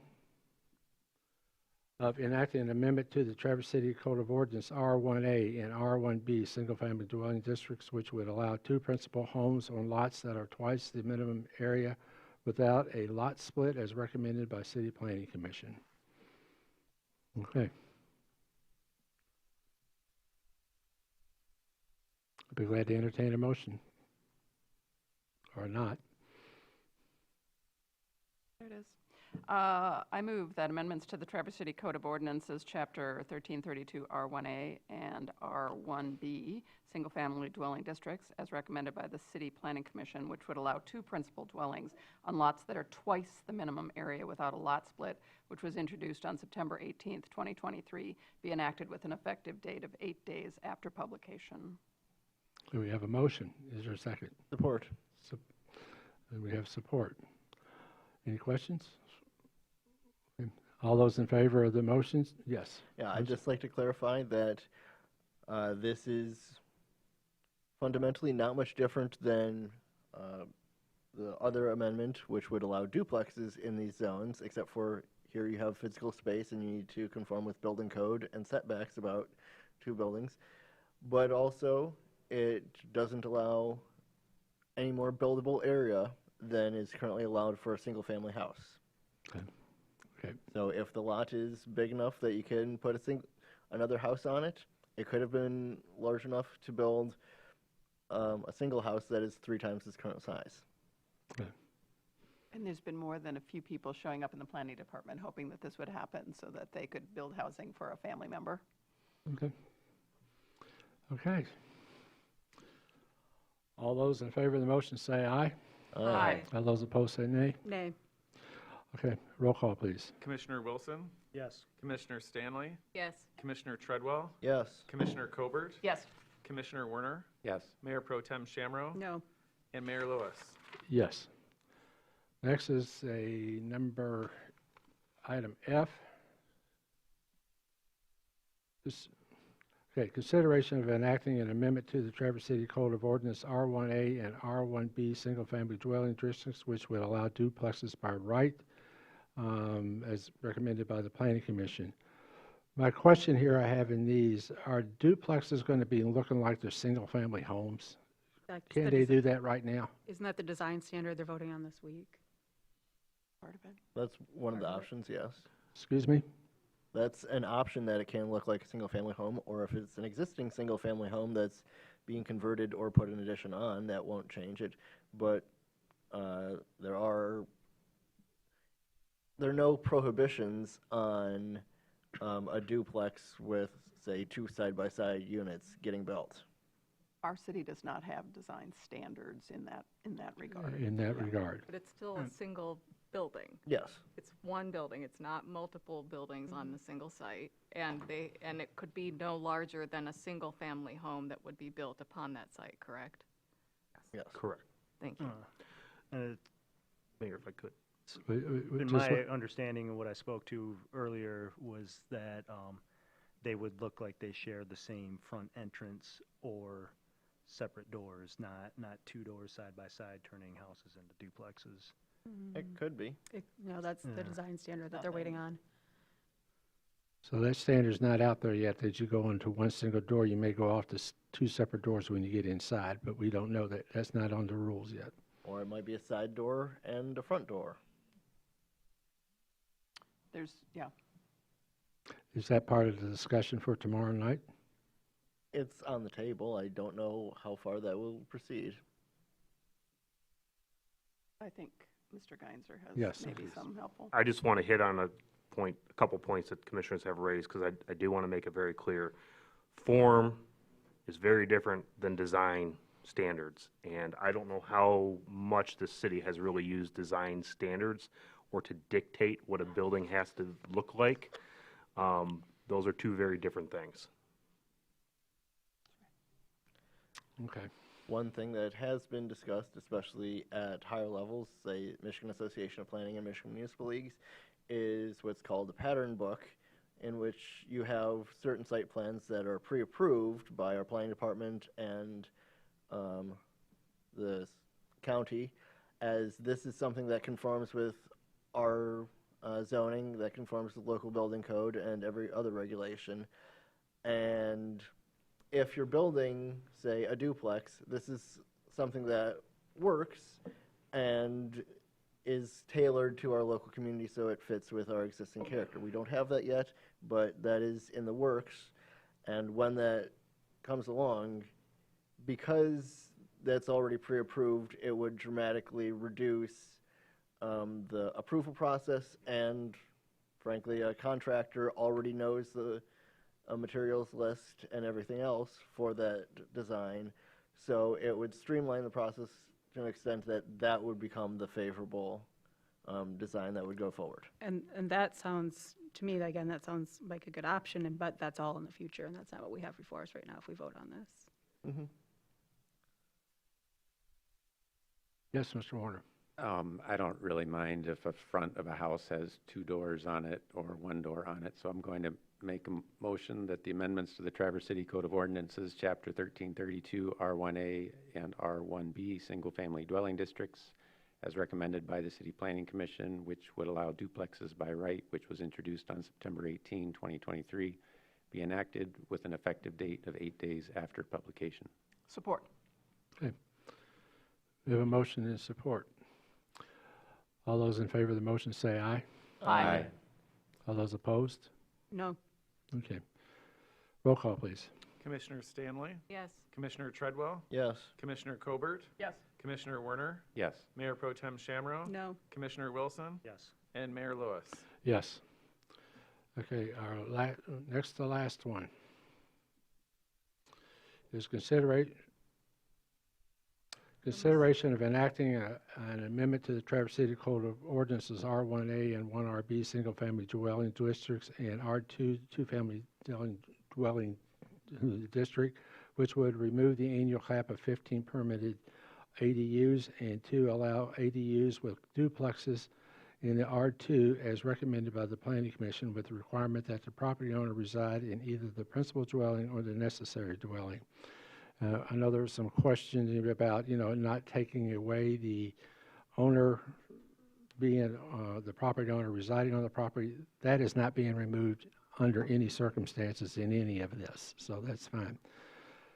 In the beginning, And say that again, because that misinformation came in letters today as well, that somehow. yeah, we are not changing the residency requirement on the property under any circumstances. That got removed. We decided we didn't want to, we weren't going to deal with that, so that's going to do that. I have indicated early on when we started this that I really didn't even think we needed to deal with the ADUs. It seemed like it was the most hot topic out there at the time, and I'm still in that. I'm still in that mode, so I won't be supporting this one. So, So I can't support this with duplexes. Can this be broken apart so you that can be. Okay, so I would like to make the recommendation that the amendments to the Traverse City Code of Ordinances, Chapter 1332 R1A and R1B single-family dwelling districts and allow, where should we pick up?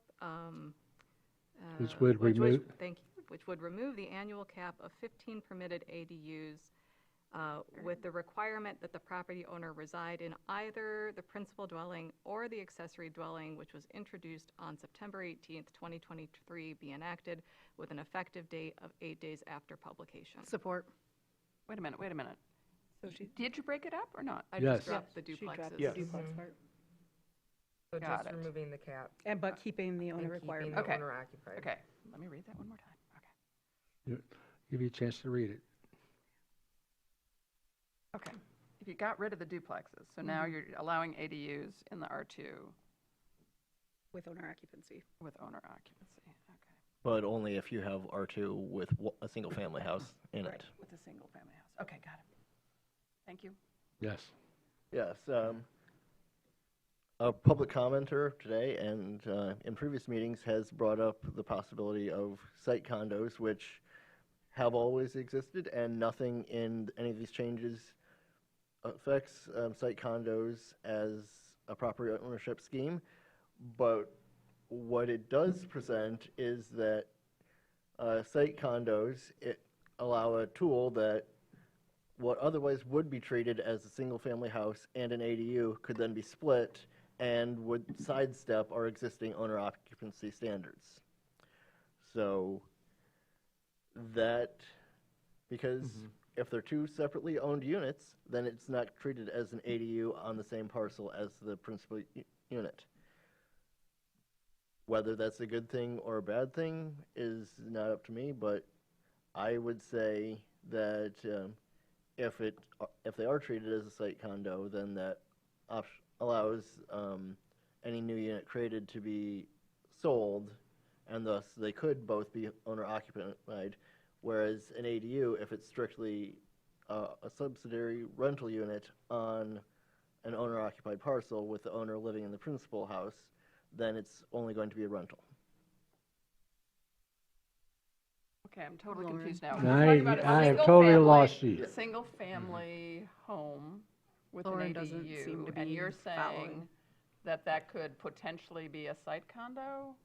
When rather than going with our current ordinances that you have to have an owner occupied building and go through the ADU process, if the parcel was divided into a site condo with the existing building treated as one part of the site condo and the garage, say, was treated as the other part, then that garage could be developed as a house without regard to whether the principal house was But that's owner not a occupancy. single-family occupancy though, right? No. Lauren doesn't seem to be agreeing with that. I'm not following I'm not you, following Commissioner you at all. Treadwell. I don't think that's, I'm sorry. I'm Don't sorry. follow your logic, I'm going with her. because where are the people going to park now? They don't, so the whole garage is now as part of somebody else's property? Well, we don't require parking on site for residential zoning. All right, just gives me a better reason to vote no. But that can No, happen I'm no saying matter that- what we do I'm here. saying that this is an existing Yeah, this thing. already exists. What could happen now? Yeah, Under okay, your that's logic. right. Yes, that's This what is I'm not saying. a change. This is not, Yes. this was irrelevant to the No. motion. It's this in- motion it's is totally not- irrelevant nothing to to what do we're with talking that. about. No, I'm saying that there exists a way that can sidestep the owner occupancy requirement, and this does not change that. Okay. And that would be the case with current ADUs as well? Yes, So that has no bearing on what we're about to vote on? exactly. Then why did you Thanks, bring? Mitch. And Because why did things you are bring? confused enough. And then why did you bring that up? To present a situation where you can Okay. have a non-owner occupied ADU scenario, Okay. or something that appears to be. Yes. This isn't a deal breaker for me, but I will just point out that it's kind of a shame because I do know of some ADUs that are currently sitting vacant because the owner doesn't occupy the house that they're renting out. Mm-hmm. Commissioner Stanley, I really don't want to confuse things. I just want to be clear on the motion. You used the motion that was in the packet, but I'm asking this question. Did you delete Chapter 1334, that language, as well as the portion number 2 that says allow ADUs with Yes. duplexes and R2? I just want to be perfectly clear. That's why I seconded it, because you deleted both of those. Okay, thank you. Thanks. Okay. All right. All those in favor of the motion say aye. Aye. All those opposed say nay. Nay. Okay, Commissioner Ro- Treadwell, Yes. Commissioner Colbert, Yes. Commissioner Werner, Yes. Mayor Pro Tem Shamro, Yes. Commissioner Wilson, Yes. Commissioner Stanley, Yes. and Mayor Lewis. No. Okay. Does anyone want to do the other part of it that we didn't do the first go around? No. All right. Not hearing anything, we'll move down, going once, twice. Okay, we're going to H. If it is brought up and did not pass, then it could not be brought back within 6 months, right? No, that was not, that second portion wasn't voted on, so it could be brought back. But if we did vote on it and it did not pass, If you voted on it and it didn't pass and it received 3 votes in favor and 4 against, then yeah, it would have to wait 6 months, or one commissioner who voted in favor would have to request to bring it back, and someone on the other side would have to go with them as well. With no vote down, it can be brought back. If you don't vote on it, you can bring it back anytime. Yep. Correct. That's what I was clarifying. Okay. All right, I don't hear a motion. Okay, I'm going to H. H is a consideration of enactment and amendment to the Traverse City Code of Ordinance, districts, boundaries, and zoning maps, size and area requirements, and renewable energy, which would update chapter title references as recommended by the City Planning Commission. So, Housekeeping. that's the last motion. I move that amendments to the Traverse City Code of Ordinances, Chapter 1378, Renewable Energy, Chapter 1326, Districts, Boundaries, and Zoning Map, and Chapter 1368, Size and Area Requirements, as recommended by the City Planning Commission, which would update chapter title references in accordance with the actions adopted by the City Commission on October 16, 2023, which was introduced on September 18, 2023, be enacted with an effective date of 8 days after publication. Okay, there's a motion, there's a support. Support. All right. This is to take everything that's been done before and give it all the new titles and everything that needs to happen. All right, all those in favor of the motion say aye. Aye. All those opposed say nay. Motion passes. Okay, Can I make one comment? yes, you may. Given the way we have pared down what was originally given to us, and based on actually some research from Connor Miller, who I think slipped in at one point, places that have put the owner-occupied provision in their ordinances, as we have, find that there's very little building that ends up happening. And so the impacts that people have feared that this is somehow going to destroy our city overnight is unfounded. They really didn't see building of any, I'm hoping I'm right, Connor, shake your head, until they dropped that part of the ordinance. So by leaving that in, we've kept in a mighty safeguard for those of you who are apprehensive about what could possibly happen. And my guiding voice in all of this has been the chair of the Historic Districts Commission, who I met with, and who said she couldn't understand why anyone would be against any of these ordinances. And that was such a surprise to me, because I thought that was a voice was going to be, yeah, don't do this, this is terrible, you're going to ruin our town. And it wasn't at all. And she's an architect and someone who works with these things all the time. So I know that fear, really bubbled up, and all the worst case scenarios bubbled up. And we haven't talked at all about the best case scenarios and what good things can happen from this. And I hope that we will start talking about that, and that people who've been waiting for these kind of changes will finally speak up and say, yay, my son can come home. My pastor can come and live in our town. And the affordability issue for me has always been important on this as well, because we did have people come and say, oh, we need this because of affordability. It's still going to be $350 a square foot or whatever we're up to now, whatever ridiculous number we're going to be. But I think a lot of these places will be small. And so it'll be a little less money, right, because it's a smaller unit. And it gives people the opportunity to live in a neighborhood and invest in a neighborhood instead of just being in a large development. That would not work for me at all. I live in a tiny little house and, next to two other tiny little houses, one's rental on one side. And for me, that's much better than having to go down a hallway. And so I'm hoping that this offers variety and some affordability, just in terms of a smaller unit might cost less. So that's my closing words on this one. And following up on that, I can say that if there's, for example, a $350,000 house that's for sale, and somebody buys it, under our existing ordinances, they could have put an addition or otherwise developed it. It's unlikely cost-wise that they would tear it down and build new, but they could end up building a larger house, and that might go from a $350,000 house to a $500,000 house, but it's still one residential unit.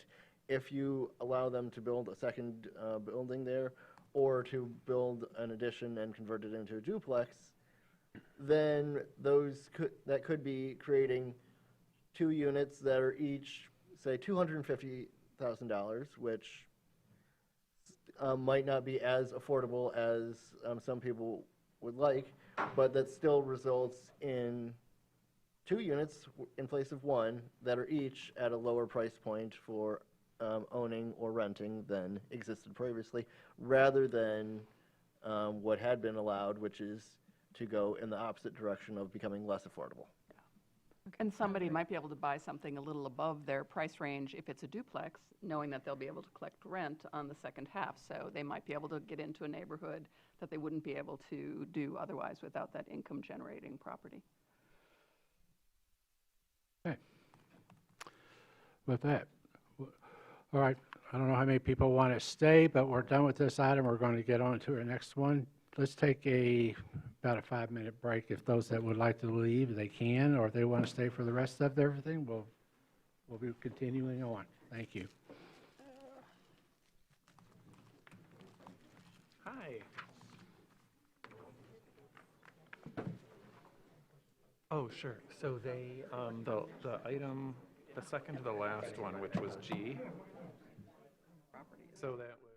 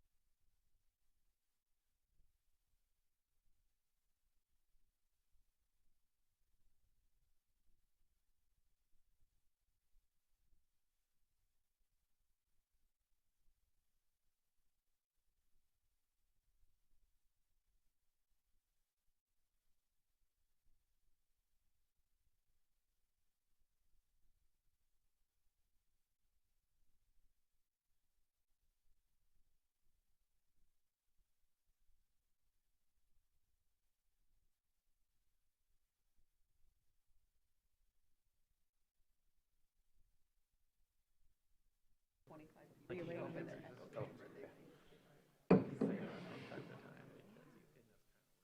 guess we're sitting back down, but I've got your fish. Rarely do you. Use the brick. Huh? I said, don't make them use the brick. Yeah, don't make me bang my brick on this. You got wood. That was the sweetest idea. I love that.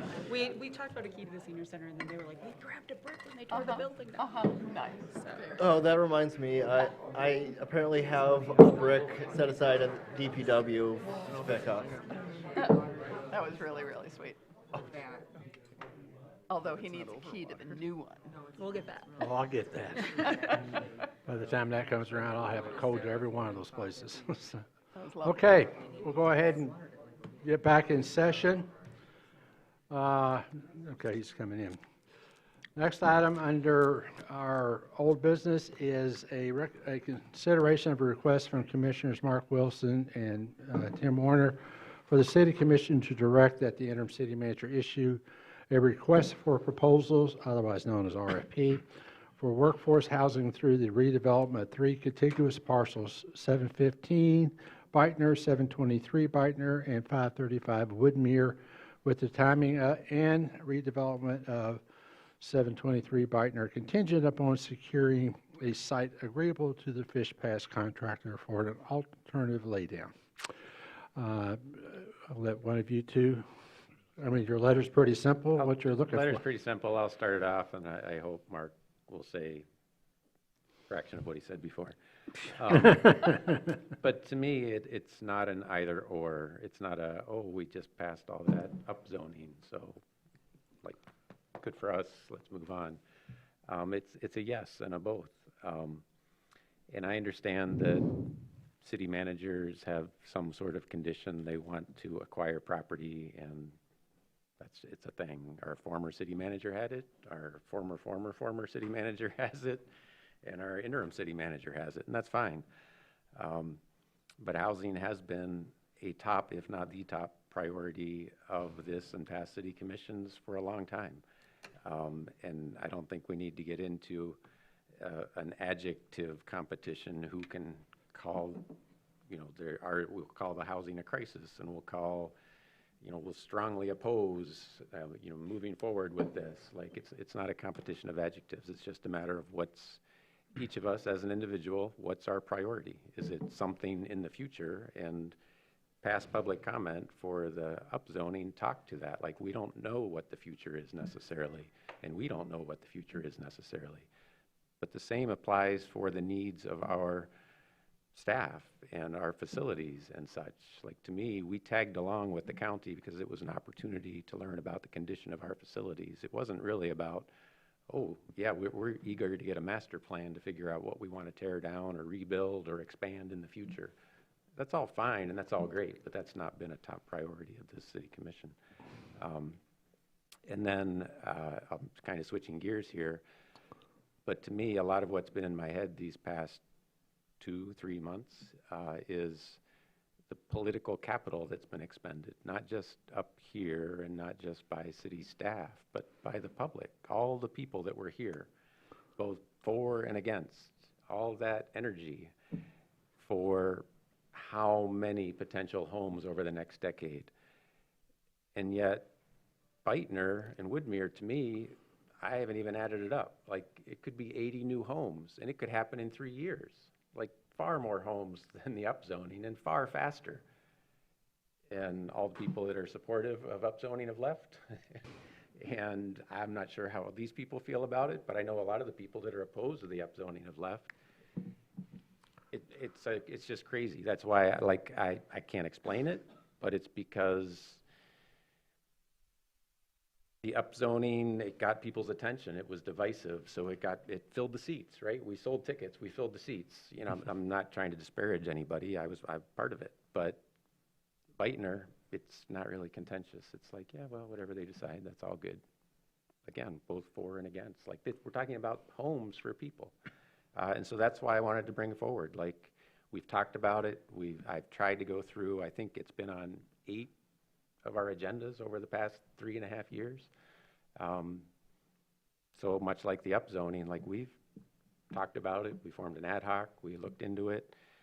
to me, it's time to, I don't fish, so I can't use that, whatever it is about cutting bait, but let's vote on it. Let's either say, nope, we're not doing it, or yep, let's move it forward. Because even if we move it forward, it's just issuing the RFP, and then the next city commission will have to actually decide, yeah, we want to do that, and that's going to take 5 of the 7 votes in the future.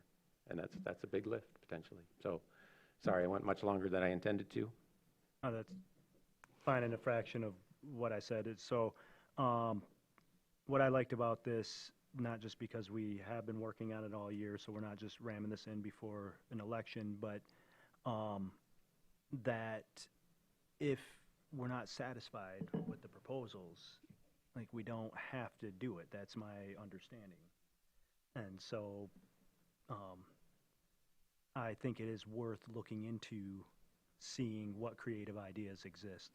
And more than ADUs being rented and controlled by specific property owners, we might have more of a say and control over the outcome with one of these facilities.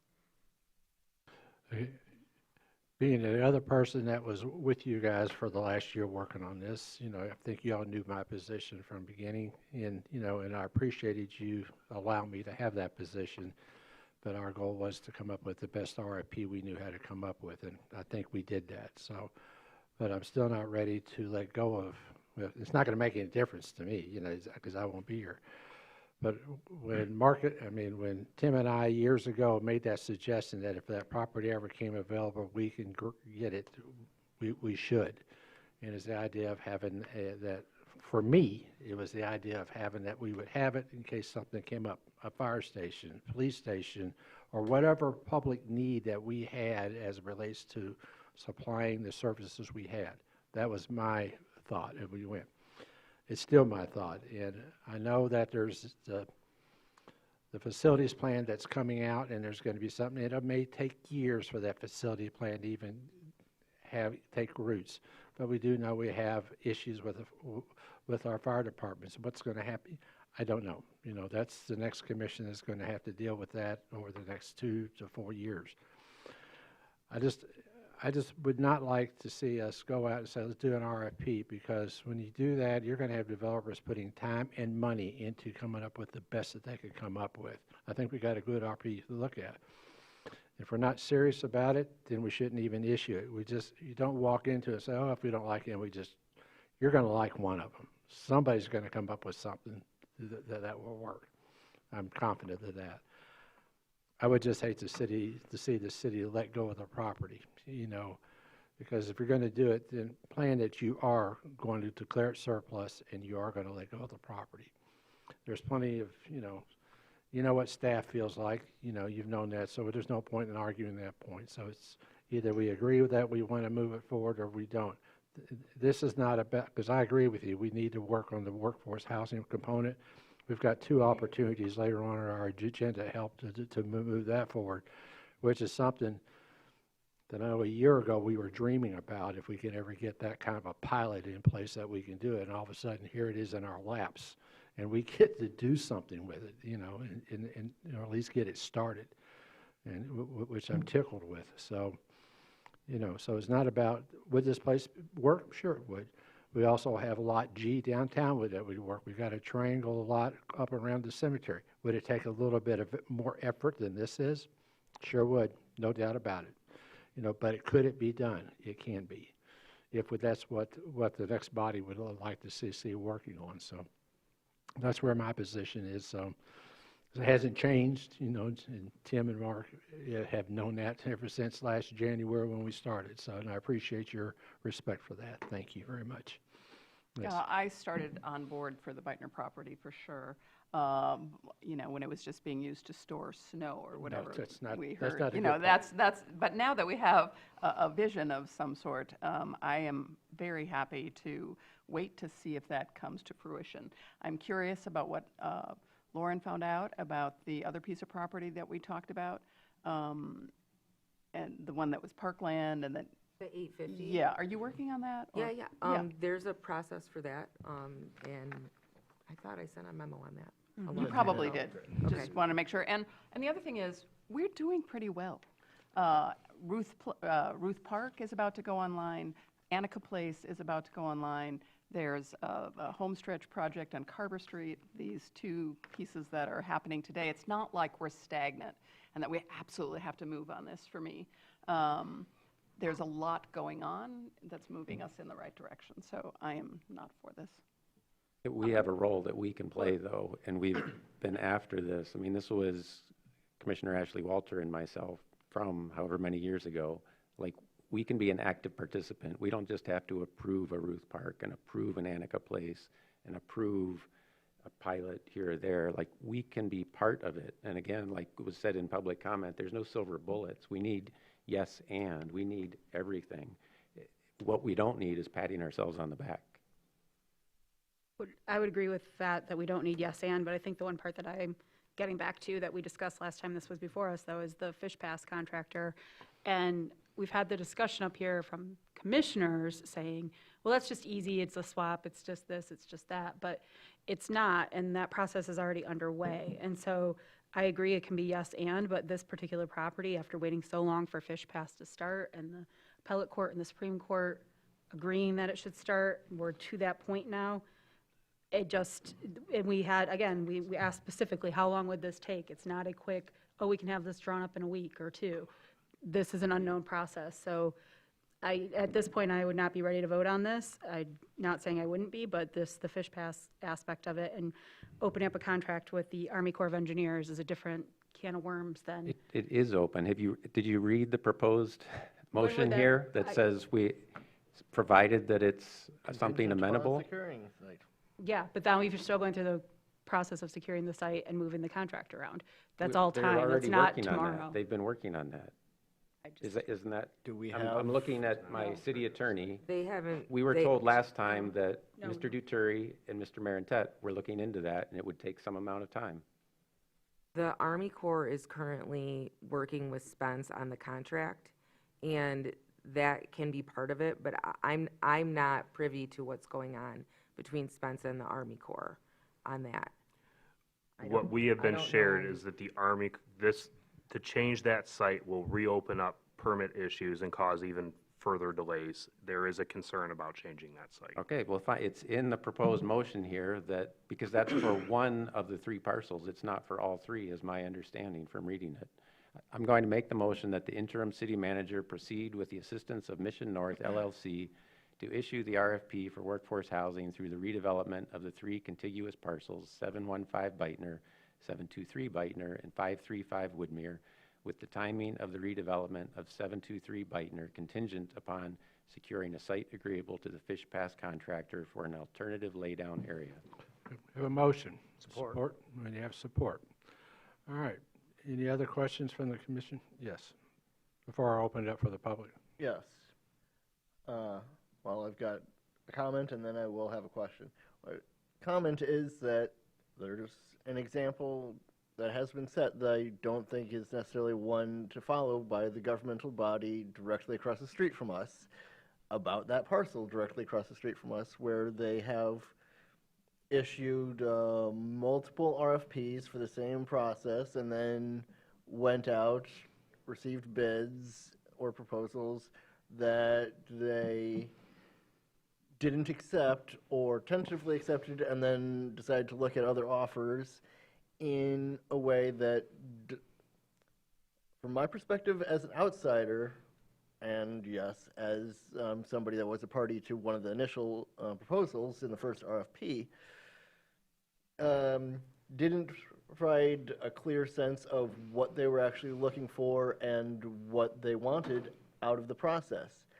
And yes, we can say that going forward with issuing an RFP is just the first step, and then we can decide to accept or reject any of the proposals that come before us.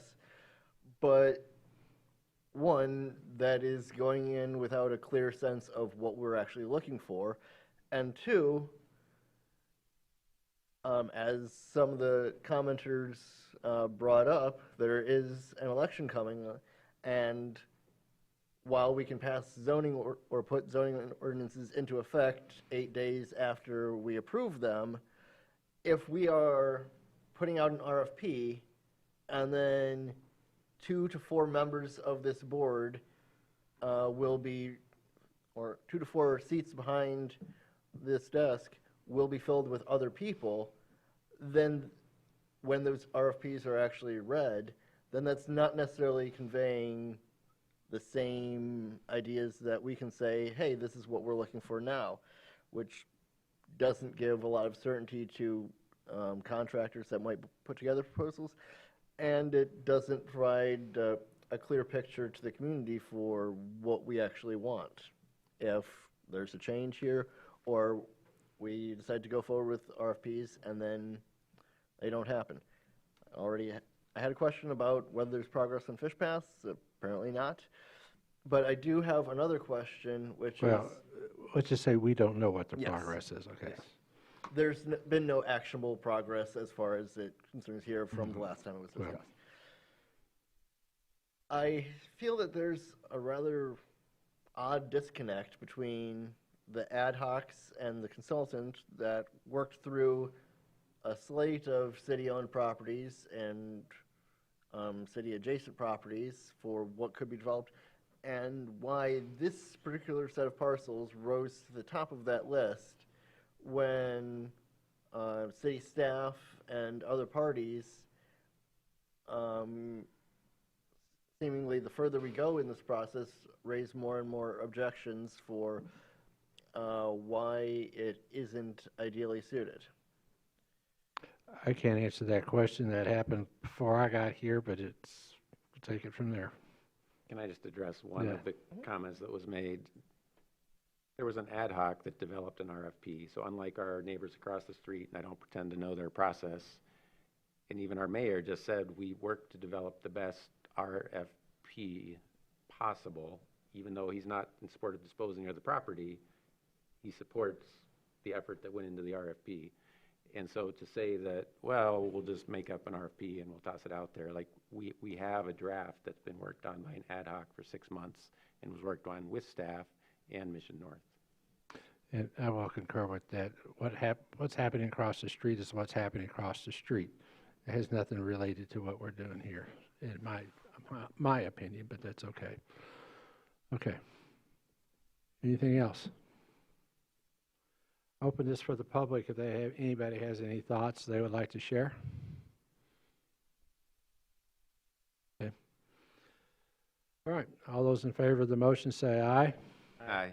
All those opposed say nay. Nay. Roll call, please. Commissioner Werner? Yes. Mayor Pro Tem Shamro? No. Commissioner Wilson? Yes. Commissioner Stanley? No. Commissioner Treadwell? No. Commissioner Colbert? No. And Mayor Lewis? No. This can be brought back in 6 months. It can be brought back at any time because, well, excuse me. But we're going to have a new commission. So that's what are an- the rules when it's a new commission? I'm sorry? It's a new commission soon. Yes, it would require 2 commissioners to request that it come back in order for it to do so within 6 months, sooner than 6 months. So, Or after 6 months. or after 6 months, I mean, there that's is what I'm no saying. such If you requirement. come back with, if. According to Mark the and- rules. Mark, according to the rules, Mark and Tim, who will still be here, can bring this back in 6 months. It would require one who voted in the majority to support bringing it back. in the Before ma- 6 months. Before 6 months. Yeah, I got it. Yes. Okay, I mean, the rules are the rules. Okay, that's fine. What about the people that aren't currently sitting up here? What do they count for? They wouldn't count as someone who voted in the majority, so either, so because, yeah, so we'll the talk after. majority. To me, the rules don't work, because what if in the election, it's not this election, but some election, all the people that voted the majority were gone, and Well, 4 then- new people were seated? Well, then you could have the city commission suspend that rule, but it's a super majority. Okay, thanks. Okay. All right. All right. The next item is more of a housekeeping item, from myself. It's consideration of a request to rescind a portion of rescinding of a portion of a action that was taken on June 19th that staff would be directed to identify 2,868 $2,686,640 of the June 30th, 2022 general fund balance as designated for future debt deliberation.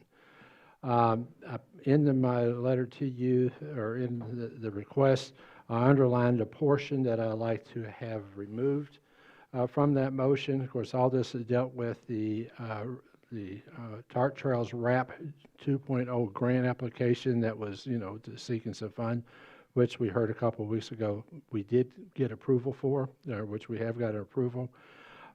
This was really to put in there to say, just to hold, that we wanted to make sure that extra funds that were above the 20% mark at that point were not going to be spent toward this. I hate to say this, but I think at the time the number should have been $7,868,000, but I never caught the minutes afterwards, so this is what ended up in the minutes, so I'm not too worried about it. But I see at this point there's no point in leaving this in here because it may cause more confusion for the next commission.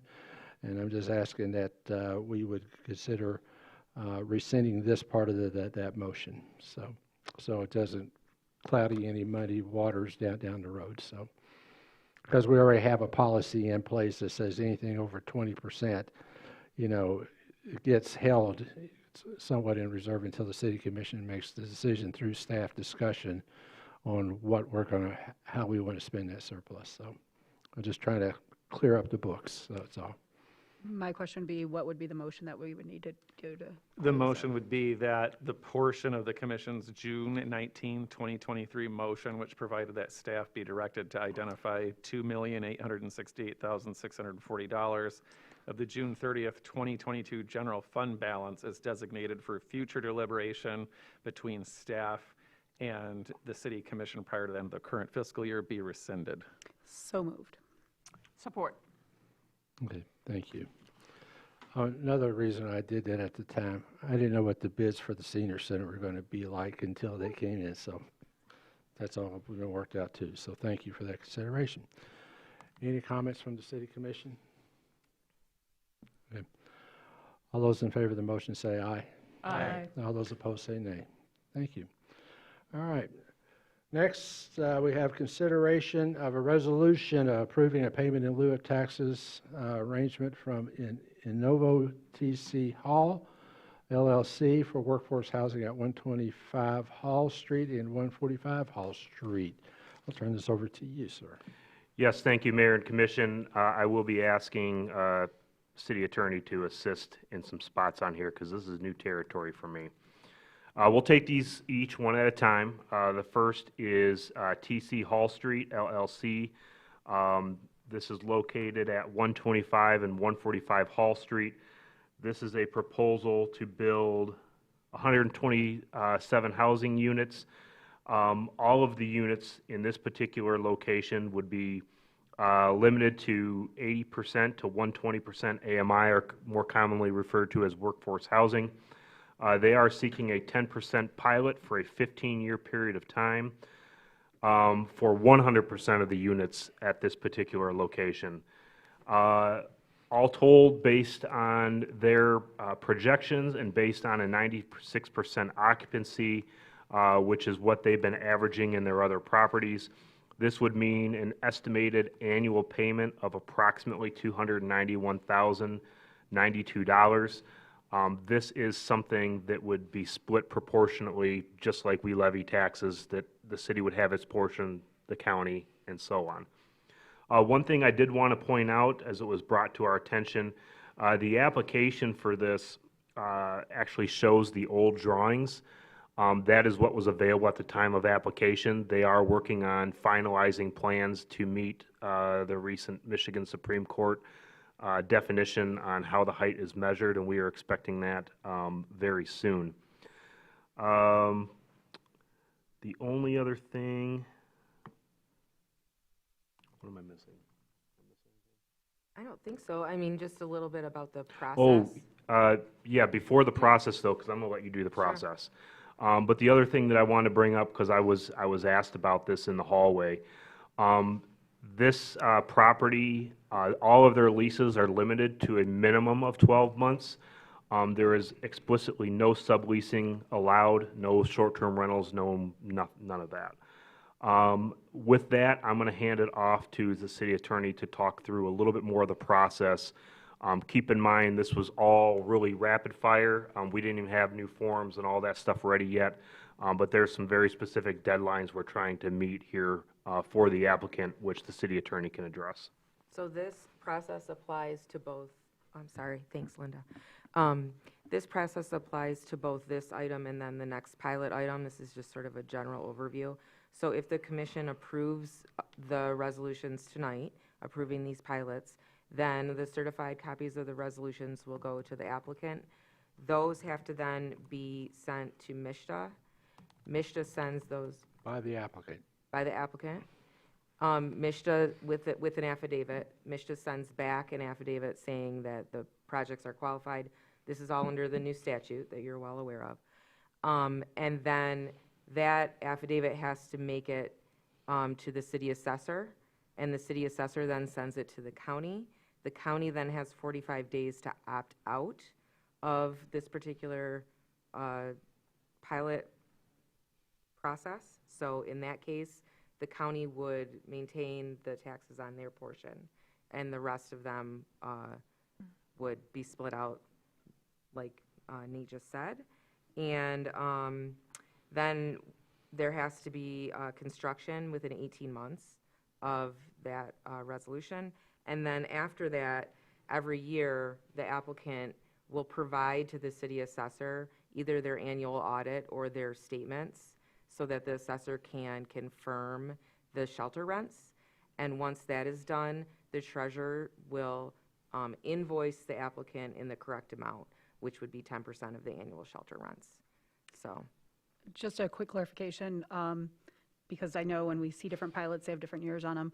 15 years is the maximum that we can go for a pilot under the new laws and rules that we've applied, right? for this particular statute, it is. Right, by So the this state, is the- so we couldn't yes. say 30 or 45 because that Exactly. wouldn't be enforceable. Right. Okay.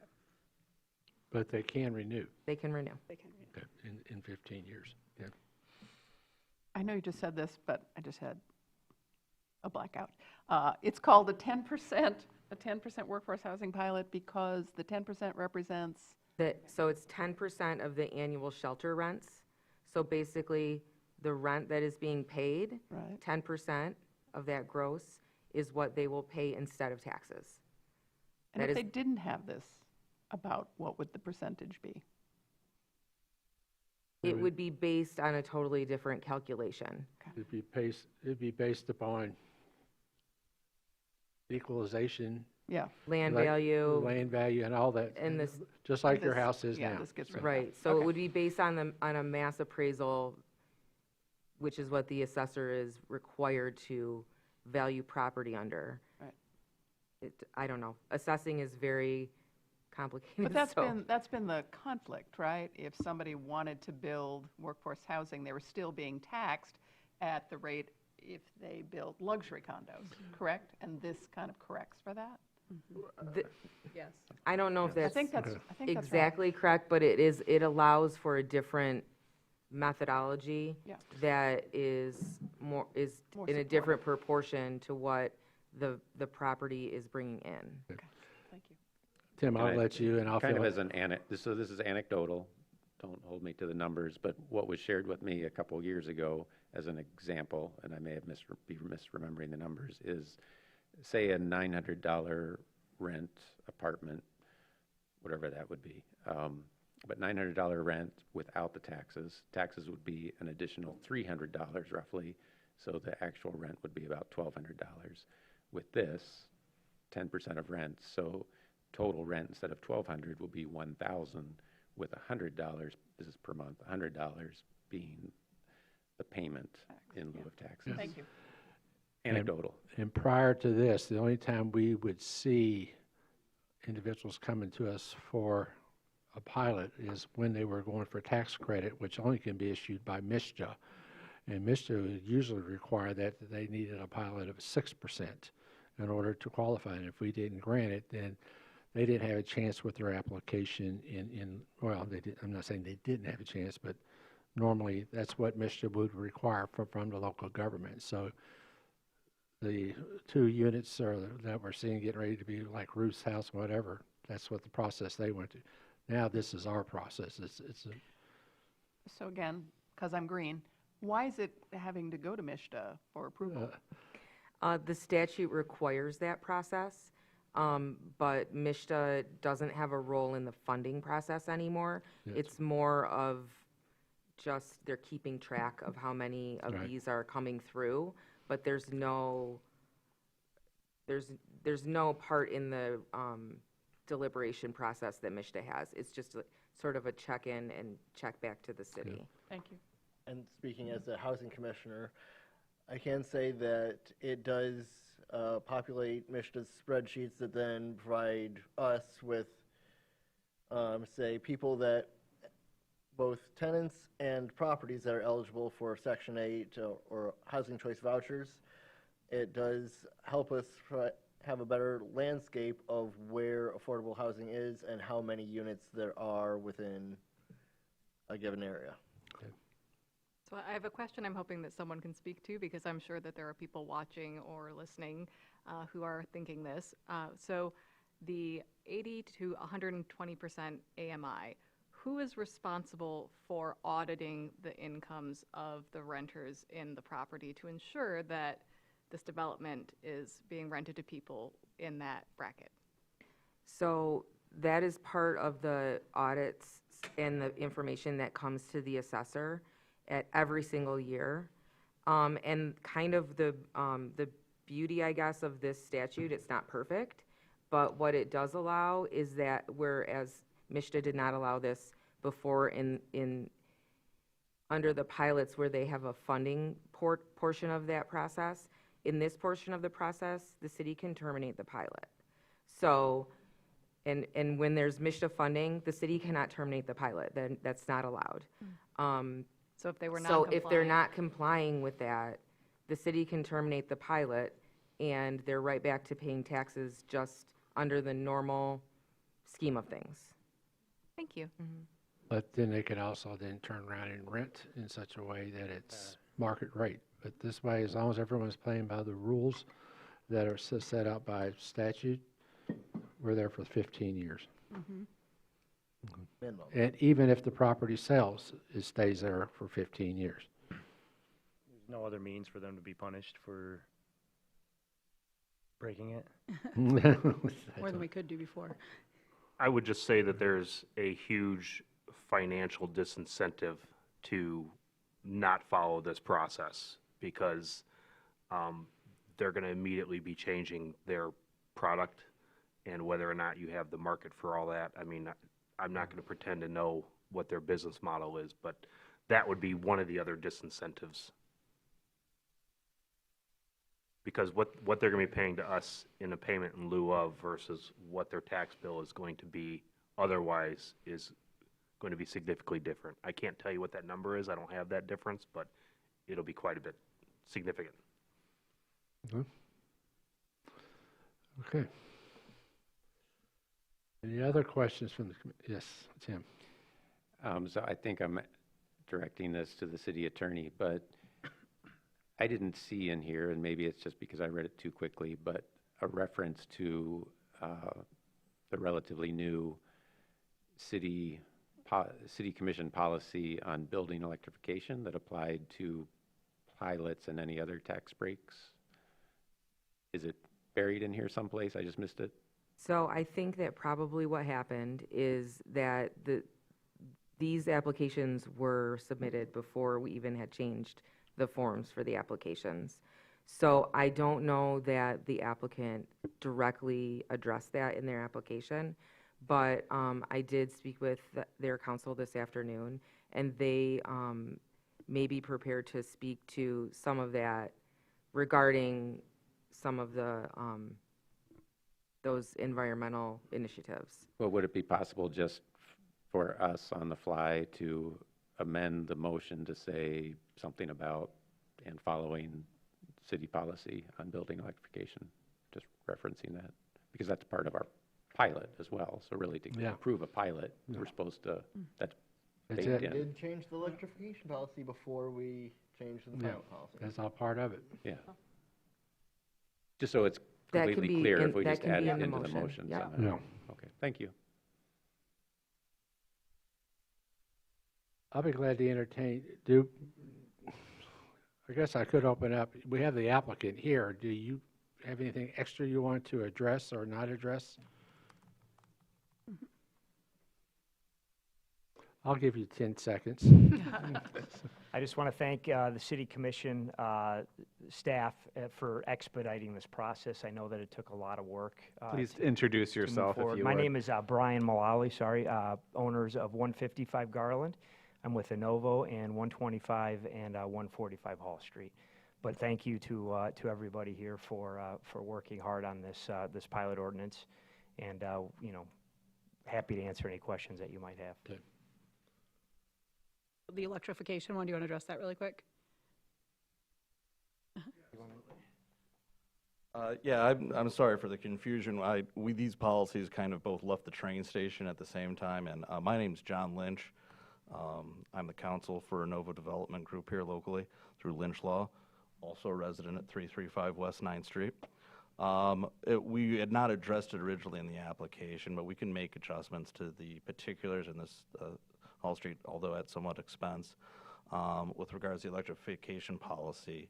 This was always going to be a green design building anyway. We are specifically designing these buildings to meet the Green Building Institute initiative called maybe you've heard of it, it's the Green Globes certifications. So the federally recognized certification. So in addition to electrification, which we can accommodate with, given that we are doing some redesigns of the plan to meet the 3-year court battle that we just went through, it will also have a green certificate standard as well. We can add that to the motion, if we have a motion. Any other questions? Yeah, I've got a question for the applicant. Though this is about the pilot, not a site plan review, but there's just one issue that's been bugging me for a while, so I'll ask it now. That this part of town has, for as long as I've lived here, had issues with connectivity from a bike or pedestrian or wheelchair stroller scale between this parcel, the Beta Station, Independent Bank, what's now Independent Bank, Folgarelli's, the Gilla Street condos, in that you each have your own parking lot or building parcel. And yes, there are definitely paths that people can take from one parking lot to another, but there is a dearth of actual sidewalks and certainly level ramps or connections. If somebody is, say, living at this new development and they want to take the bus, they can't walk right across the curb, because there's a curb there, without having to go to Hall Street itself. So if possible, I would like there to be just a sidewalk connection at the back and side of the parcel. Okay, thank you. Duly noted. We're like we said, we're going to be going through a pretty detailed, given the recent litigation resolution that we had on building height, a pretty detailed plan, but we've laid out enough with respect to the number of units and the pilot applicability that we can make some of those modifications. Thank you. All right. Any other questions? Thank you. All right. You ready to Sure, support since the I was the one saying, hey, let's add some stuff. I'll make the motion that That's the right, up to you. resolution setting annual service fee for the workforce housing development at 125 and 145 Hall Street, providing Innovo TC Hall LLC with a 10% workforce housing pilot arrangement for a term of 15 years be adopted contingent upon following Traverse City City Commission building electrification policy. Got it. Support. There a motion is support. Thank you. Is anyone from the public who would like to address this? Have a comment? Okay. Right, thank you. All those in favor of the resolution, say aye. Aye. All those opposed, say nay. Motion passes. The next is a consideration of adopting a resolution approving a payment in lieu of taxes arrangement from Innovo Breakwater Apartments for workforce housing located at 155 Garland Street. And this is a little, they're wanting to have the pilot, but it's a little bit different situation. Yes, thank you for the introduction. Yes, this one is a little bit different. They are still looking for a 10% pilot for a 15-year term to support workforce housing that's defined as 80 to 120% AMI. The difference here is that that pilot would be applied to a minimum of 80% of the units. So currently, they're still planning on having some market rate available in this facility.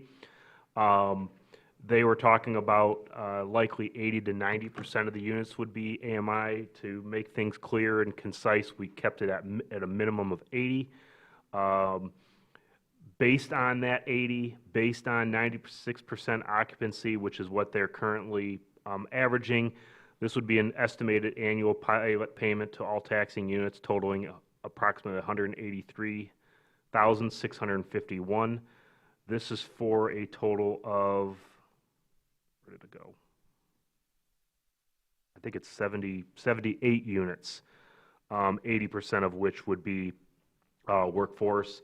Again, much like the Hall Street project, the leases here are limited to 12 months minimum, with subleasing explicitly prohibited. Again, short-term rentals, what have you, within these units, subject to the pilot, is not allowed. And just to clarify for everybody, because I think every time we have a pilot discussion, this sometimes comes up, the 10 to 20% that won't be under pilot will be paying full tax rate, correct? That is correct. Thank you. I just wanted to make that clear. That's part of the audit that has to be turned in. Correct. I do have a question about those restrictions about subleasing and 12 months. Do those apply to both the workforce and the market rate housing? I would need to ask the applicant. Okay. The way I understand it, I want to make sure is accurate, so if you don't mind. So at 155 Garland, we have never allowed short-term rentals. They're all 12-month long-term leases, and it's part of our financing as well. Thank you. Thank you. The only difference here is that because it's already built, the full implementation of our electrification policies won't be possible, but it will get to the workforce. Of course, we always imagine that the policy would take place with new construction just moving forward, so. I'll make the motion that the resolution setting annual service fee for the workforce housing development at 125. Is that right? Garland Street. Yeah, Sorry sorry. for that. I was That's like our really fault, confused. not yours. It says "and" on our thing here, by the way. Yep. Garland Street, providing Innovo Breakwater Apartments LLC with a 10% workforce housing pilot arrangement for a term of 15 years be adopted. Do you want to have the building electrification policy? We can't because it's already built. Oh, It's already built. yes, Yeah. yes. Thank you. That's why I took that one, because Tim could make the wording on the other one that he needed. A question about this, I think for the city attorney, and this goes back to our pilot ad hoc and some of the discussions we had. Do they need, is this a remodel, like fall under the remodel, so they have to spend $20,000 or $25,000 or whatever it is and do something and call it a remodel? It is part of the remodel, and I think that the applicant can probably address how much approximately was going to be spent to quote-unquote renovate. The statute allows these pilots to apply to new builds and also to existing buildings that are quote-unquote being renovated. So to answer your question, the rehabilitation in the actual statute's pretty open-ended as far as what it says. I think it says something to the effect of to make it safe, sanitary, and to make it workforce housing. We do have to do some things to the specific units, which have already been somewhat aged. So the idea would be, as we convert out the current tenant rates that do not meet that 80 to 120 qualification, we're going to be doing updates of the units that need to do it, repainting. We're going to be increasing, we have to increase basically some of the appliances need updating already, but more importantly, we're going to be putting additional safety features in there. We're going to be putting in automated electronic defibrillators, first aid safety equipment, additional cameras. stuff that would be more commonly done in a workforce housing situation where you're having people working different night shifts. For example, we're noticing that nursing is going to be one of the larger workforces that we're targeting, and so we're going to try to accommodate that, which was not part of the original business model and design, simply because you're working with people who are coming in at third shifts and in the middle of the night. There will be additional dedicated parking spots that will be specifically to the workforce housing, and we also have to create for both sites basically an intake model through online application for the verification of income, which will then become part of the audit that Lauren has been mentioning. In addition to that, we've already done some stuff in anticipation of this. We've tried to create an open workspace dedication in the coffee shop, which is kind of, well, very similar to what Brew used to be, where you'd be able to sit there and take some rental spaces and also get coffee or whatnot. But there's going to be probably about $20,000 to $50,000 of remodeling expenses spent on this particular unit. Great. Thank you. You're welcome. Good. Thank you. All right. Any other, we have a motion to support, right? Okay. Getting close to 10. Yeah, it's getting close. Our brain's starting to You're roll doing here. good. You're doing good. We're almost there. Of course, at 10:01, I start, my batteries start over again. No big deal. All right. Anyone from the audience have any comments? If all those in favor of the motion say aye.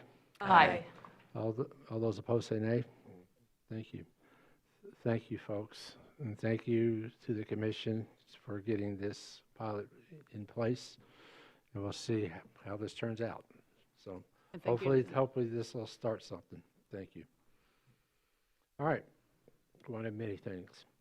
Next item on there is a consideration and authorizing agreement with Grand Traverse County for it to provide senior programming services at the future senior center facility. You have an agreement here that was been put together by city and county staff. Two other names you don't see on here is the double trouble, the two Michelles, the county Michelle and the city Michelle. But anyway, they had their inputs in here too. I know some time ago when we were talking about these things, from my perspective, everything that we had talked about is in this agreement to run all the way up until such time as the current county millage expires. And then at that time, you'd have to have a new agreement. So this tracks with the current millage that the residents of the county have already approved. The one thing that they are wanting us to leave open, which I agree with, is to wait till the new facility is actually constructed and used before we start talking about what happens about renting the facility to outside parties, because, for all we know, they may be using the entire space quicker than we realize. So they have recommended that, let them get into the facility and let them start, their work and their activities. And once they get it figured out, then, the agreement can be amended. The only thing I would suggest, and you don't need it part of the motion, and if the county also approves this, is that the $800,000 payment, much like we did with the $800,000 for the Boardman Lake Loop, you may want to staff may want to consider recommend putting it into the Community Foundation? The Community Foundation to hold on to. For the first 10 years, you shouldn't need a whole lot of money to do work and things such as that, but it's kind of to be put on hold there. So when future items have to be repaired or whatever, it's being safely held in the Community Foundation that you can pull from. So, but that's a consideration. It doesn't have to be part of the motion. We're just trying to get the agreement done. But that's something for the next staff and commission if that's what it takes to think about it. But I think it takes it to, that we get something in place now instead of waiting 2 years when it opens. So, yes. Yes. Because this has a 10-year time period, if the funding changes, say the county decides next year, some point within that 10-year span, to put a millage on the ballot that results in more funding for the senior center, would this then have to come back before the city commission? But it's an agreement, you know, they're giving us the $800,000 upfront, so we can be earning interest stuff of it. But right now, I don't see, you know, they have a 10-year millage in place. Yes. You know, through, it's not just for the senior centers, but for senior activities. I don't see them changing that, but, you know, I'm not saying They they could. couldn't. And if they do, then that's something that could be talked about by future administration, so. But, you know, the 800 is more of us leasing it to them until that time.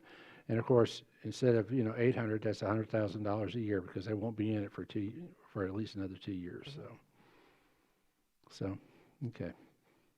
I'll go ahead and make the motion that the mayor and city clerk execute the amended and restated intergovernmental agreement for senior center management with Grand Traverse County, with such agreement subject to approval as to its substance by the city manager and its form by the city attorney. Support.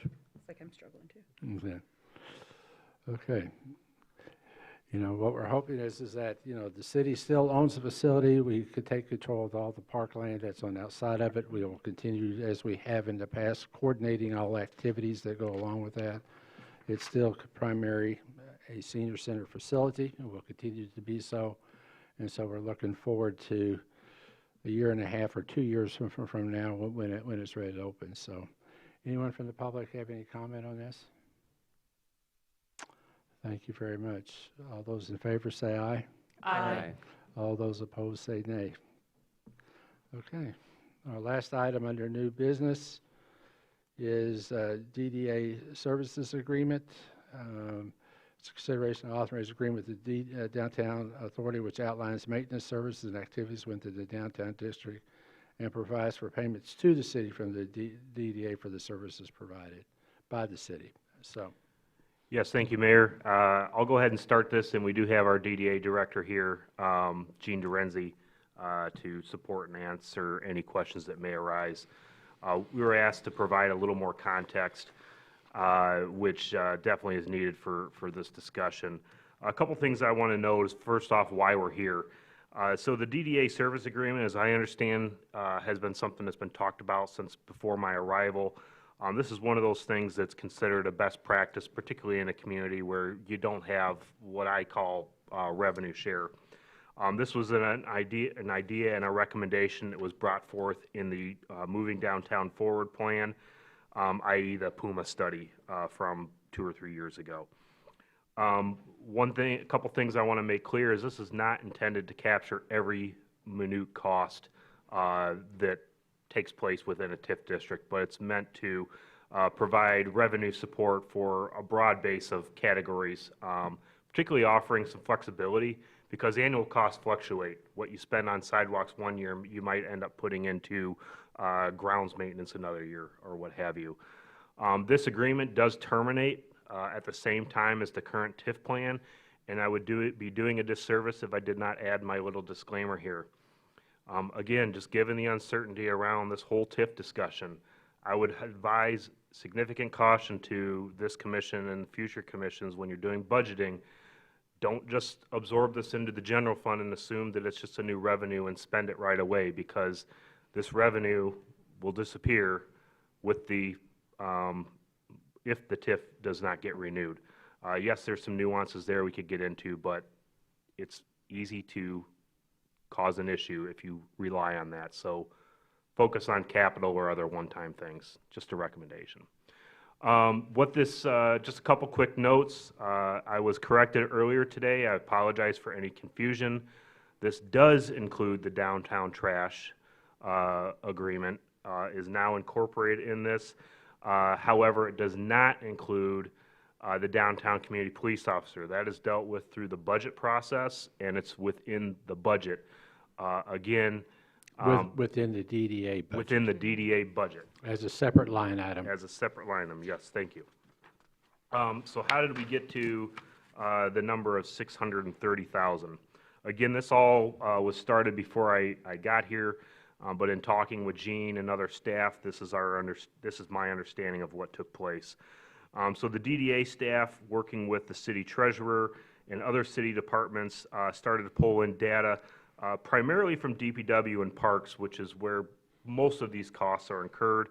as well as police activity as it's associated with community events, looking at financial reports, contracts for services, things of that sort. What we found when I started looking at this is the reach was too broad. So just to give you the simplest example of what I found is they were even looking at water and wastewater costs, which those are enterprise. The enterprise should be paying for those things, not tax revenue from the DDA. Those should be totally separate things. So those were taken out of the recommended agreement. And that is it from my chair in a nutshell. Gene, do you want to come up and talk a little bit, maybe more from the DDA standpoint? Yes, good evening, City Commissioners. My name is Jean Dorenzi, CEO of the Traverse City Downtown Development Authority. And Nate outlined a little bit of the cities and the responsibilities, but it's also important the delineation between what the DDA will be doing for services as well as the city. So similar to, you'll see on Exhibit A, the things that the DDA will be doing as well as the city. This is a long process that we have been working on and really provides opportunities for the city and the DDA to really look together at how we're moving forward and identifying those services that are needed for the downtown that you have been identifying for a period of time, but through a cost sharing and services agreement, this provides that opportunity. So I believe, and this other piece is that we will be meeting on an annual basis to really look at how the service agreement is being provided, as well as try to identify other costs that are associated, and if this cost of $630 should be higher or should be lower as well. So, and possibly, should we be contracting out some of these services? So looking at this as the first step of a larger discussion in the future. Okay. Any questions? Okay. I'll be glad to entertain a motion, then I'll open it up for the public if they have any questions. I know this is something that's been percolating for at least the last 5 months, so go ahead. If anyone wants to make a motion. I'll make the motion that the mayor and city clerk execute the agreement regarding services for downtown Traverse City with the Traverse City Downtown Development Authority, with such agreement subject to approval as to its substance by the city manager and its form by the city attorney. Okay. Support. Thank you. Okay. Got a motion of support. I'll be glad to open this to the public if anyone has any comments.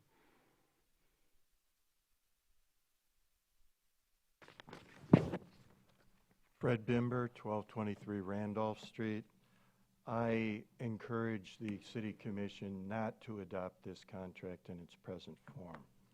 I think it's inadequate both as to the dollar amount, $630,000, and as to the inflation rate adjustment that would occur annually. Let's look first at $630,000. That should be compared against the $2.7 million that this fiscal year the TIF districts divert from city taxes to the TIF funds. That is taken away from city revenues, it's taken away from the general fund, and it's taken away from the Act 345 extra millage that we have. If we look just at the most substantial department the city has, the police department, its general fund budget is $4.8 million this year. This $630,000 is far less than that, though it's obvious that the downtown consumes much more by way of police services than the rest of the city. If we look to the large-scale tourist events that they hold, those are situations where the police department is basically acting on an all-hands-on-deck basis. We're paying overtime rates to many of the officers for much of their time there. That's very expensive time. Also, the city, particularly with fights, assaults, and other activities that occur around a lot of the downtown bars, that is the source of many more police calls and the consumption of police resources than any other part of the city. In fact, I think it's been generally well known for some years that the 100 South Union Block in the city is the source of more police calls than any other part of the city. You have a concentration of bars there. My office for the last 12 years of my downtown law practice was in the Masonic Building. I was witness to a number of those events. It was very common to arrive at work some morning with broken alcohol bottles strewn over the parking lot. Some of the local business owners used to complain about that a great deal to the city commission and never really got satisfaction about it. The downtown consumes much more by way of police resources than any other part of the city. And we need to understand that that involves both the $4.8 million budgeted for the police department through the general fund, but also the Act 345 millage. Let's look just for a moment at the Act 345 millage and how that is actually funded and paid. What are the tax flows for that? Currently, that's 2.32 mils. The taxpayers within the TIF districts pay less than $182,000 to the police and fire pension fund. The taxpayers outside the TIF districts pay more than $2.7 million toward the police and fire pension funds. The city taxpayers within the TIF districts, though they contribute only $182,000, or actually less than that, to the police and fire pension fund, pay over $450,000 from just that millage to the TIF funds. This is a terrible imbalance. Look at this from the standpoint of city taxpayers. Mr. Bimber, I wanted to let you know your 4 minutes have elapsed. May I speak for 1 minute longer? No, I didn't allow anybody else tonight, so I can't. Thank you, Fred. I would encourage anyone that wants to know more on this, go to the website, tctaxpayersforjustice.com. Thank you, Mr. Bimber. Okay. Okay. Anybody else?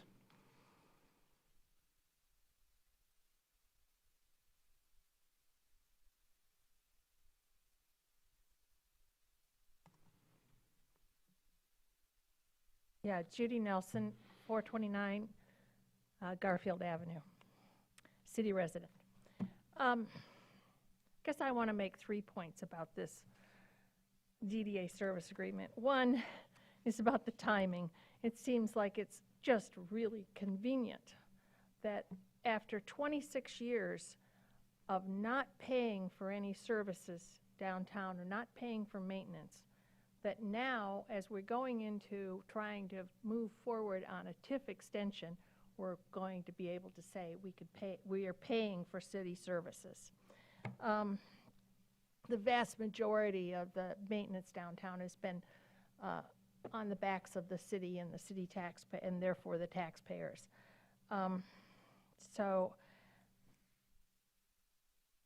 My point is basically that it's really suddenly convenient to be paying money. I don't know about the correct dollar amount that Mr. Bimber has been talking about. I also found paragraph 6 in this agreement to be really unusual, I guess I would say. It states that the DDA and the city are two separate independent contractors. And it's treating the DDA like it's a corporate entity, when it's not. The DDA is a component of the city. So as I stepped back from it, I realized that the DDA wants to think that they're a separate entity and wants us residents to perceive them that way. They have their own staff, their own board, their own budget, their own audit, their own programs or projects. But in reality, they are a component of the city, and they're just like any other department. Thirdly, I will say that the scope of services struck me as a bit unfinished, would be the nice way to say it. It's vague. It's certainly going to lead to misunderstandings. I think the lawyers did a decent job on the first part of this agreement.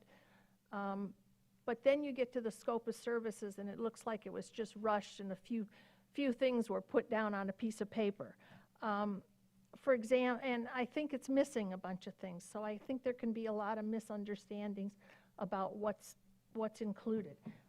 For example, I think that the engineering department actually prepared the RFP, or Tim Lodge and his staff somewhere prepared the RFP for the West End parking deck, for example, but there's none of that in there. And the assessor's office is called upon numerous times to figure out what's going on with neighborhood enterprise zones or some other subsidy program. I think that scope of work needs more work. In my considerable experience in government, I've never seen anything that was that vague. Needs more definition, and it needs to be more inclusive. So I would encourage you to ask them to work on that further and not approve it tonight. Thank you. Anybody else like to come up? Okay, thank you. Yes, sir. Yeah, so for many years, I was opposed to our city fire department providing services at the airport, and I spoke to that every opportunity. To me, it should have been because the airport wanted to be separate from the city. So to me, the airport should have gone out for bids, and the city could have bid like, this is what we're willing to do it for. But instead, for quite a while, we said, well, they're our friends, let's be nice. Let's just provide that service, essentially at cost. We'll provide that service. But to me, getting back to my comments up at the podium, it's business. It's not about who's your friends, it's business. And so this is a similar case in my mind. It's business. And if there's services that are needed by the DDA, they should go out for bids, and we as a city can submit a bid, fully burdened to pay for staff and administration and everything else, because it's business. They might be our friends, but we need to treat this as a business because we're doing work for the public, and it needs to be transparent as far as what the dollar amount is. $630,000 may or may not be an appropriate dollar amount, and that's why the bidding process works. It has lots of flaws, but that's why it's used, especially in the public realm. And then to me, in the list of whereases, the very first one is fantastic. It's whereas for some time the city has supplied various services within the DDA district. So right there is an acknowledgement that we, the city, have been providing services to the DDA, and that was great. Thank you very much and now the DDA will start compensating the city for some of those services. But to just put it in as a whereas, again, which is fantastic to acknowledge that. But yeah, what about that missing or lost revenue for all those years? So that I appreciate that that's in there, but then how is that being accounted for moving forward? And even if it's not being accounted for, how do we know in terms of running this as a business that the compensation makes sense? And that to me is the bidding process. So I appreciate that there could be a service agreement and the intent behind it, but I think it could be an awful lot better. Thanks. I think one thing, Mr. Warner, is a little different than the first whereas, yeah, the city has provided this level of service for years. We all know that. The DDA would like to have that service gone up to here. Like the city did not clean sidewalks, but they like to have the sidewalk clean. They're willing to pay for that, to have that, and let the city do the work. Could do the other way too, I guess, if you want to put it out for bids. But I think that's something that could be discussed and looked at as they get ready to go through the next budget season And when the next manager gets on board, they can have a further discussion to do that. But at least for this fiscal year, that's already underway and some of the work's already been started. Let's go ahead and continue it and get it done for the first year, and then after that, they can figure out how to move forward. And it may be better just to put it all out for bid. I don't know, for the third party, so. And I agree with you on bidding, you know, so. Okay. Because that's the second whereas. They want to continue and they want to expand that service, do more than what's being done there. Okay. Any other comments up here? Make a motion. I'd like to move that the mayor and city clerk. Well, I think We I already mo- have a motion. You made it. I'm Yes. so sorry. Oh, I forgot. I blinked. Oh, excuse me, Miss Stanley made it. See, You it's seconded it. it's a 10:15. You're all starting to you're all starting to follow me now. Come on, stay with me here. We're all on the 10 o'clock. Trained as well. I'm on the clock to work until 6. Let's go. All right. No, I'm not staying with you till 6. No. All right. All right. I'm late for my other job. Any other comments? Okay. All those in favor of the motion say aye. Aye. All those opposed say nay. No. Okay. Roll call, please. Commissioner Colbert, Yes. Commissioner Werner, No. Mayor Pro Tem Shamro. Yes. Commissioner Wilson. Yes. Commissioner Stanley. Yes. Commissioner Treadwell. Yes. And Mayor Lewis. Yes. Okay. Under appointments, we got one item, that's appointments to the DDA Board. Ad hoc committee consisting of myself, Commissioner Stanley, and Commissioner Treadwell met last week. Our recommendation, there's 2 openings. Our recommendation is that Mr. Pete Kirkwood be reappointed for a term expiring September 15, 2027. And also, that a seat that already is held, and that a young lady by the name of Hillary Ashcroft be appointed to the term expiring September 15, 2027, a seat that was previously held by Steve Dance, who did not want to be reappointed. I'll make that motion. Okay. Do I hear support? Support. Okay. All right. Anybody have any questions? Okay. All those in favor of I have a the... question, sir. Yeah. In the interview process, did either candidate comment on the climate crisis? You You're know, aware of? no, and that's probably a question I should have asked, That's so okay. that was my fault. That's all right. So, and then just, I have a quick quote to read, and then I'll attribute it, and I'll be all done. The quote is, "To the powerful, I can only repeat this question. What would induce anyone at this stage to hold on to power, only to be remembered for their inability to take action when it was urgent and necessary to do so?" And that was Pope Francis on October 4th. Thank you. As it relates to the Senate that he's going through right now in Rome. That was related to the climate crisis specifically. And it was a very powerful. And if you've read his typical, they put out a number of years ago, it's just as powerful. He's reinforcing what he wrote probably about 6 years or 8 years ago. Anyway, somewhere in that time frame. Okay, I'll be glad to entertain a motion, or did someone make it?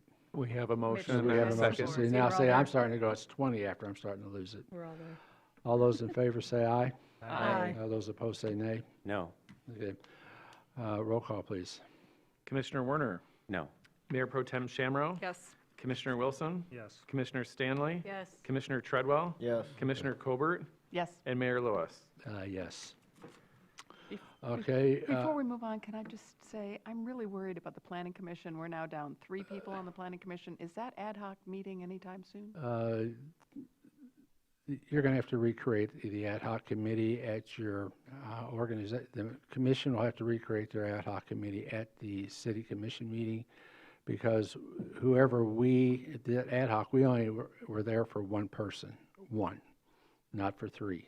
We were there for just a look at, to fill a slot that was filled, and we won't be able to meet again as a body to make any recommendations, so it would look a little off if we were to move forward and then call a special meeting just for those appointments. So it's going to be left to the next city commission at their organizational meeting, create an ad hoc committee to move forward with it. Was there a reason it languished as long as it did? I The third cannot- person just I retired. cannot answer your question.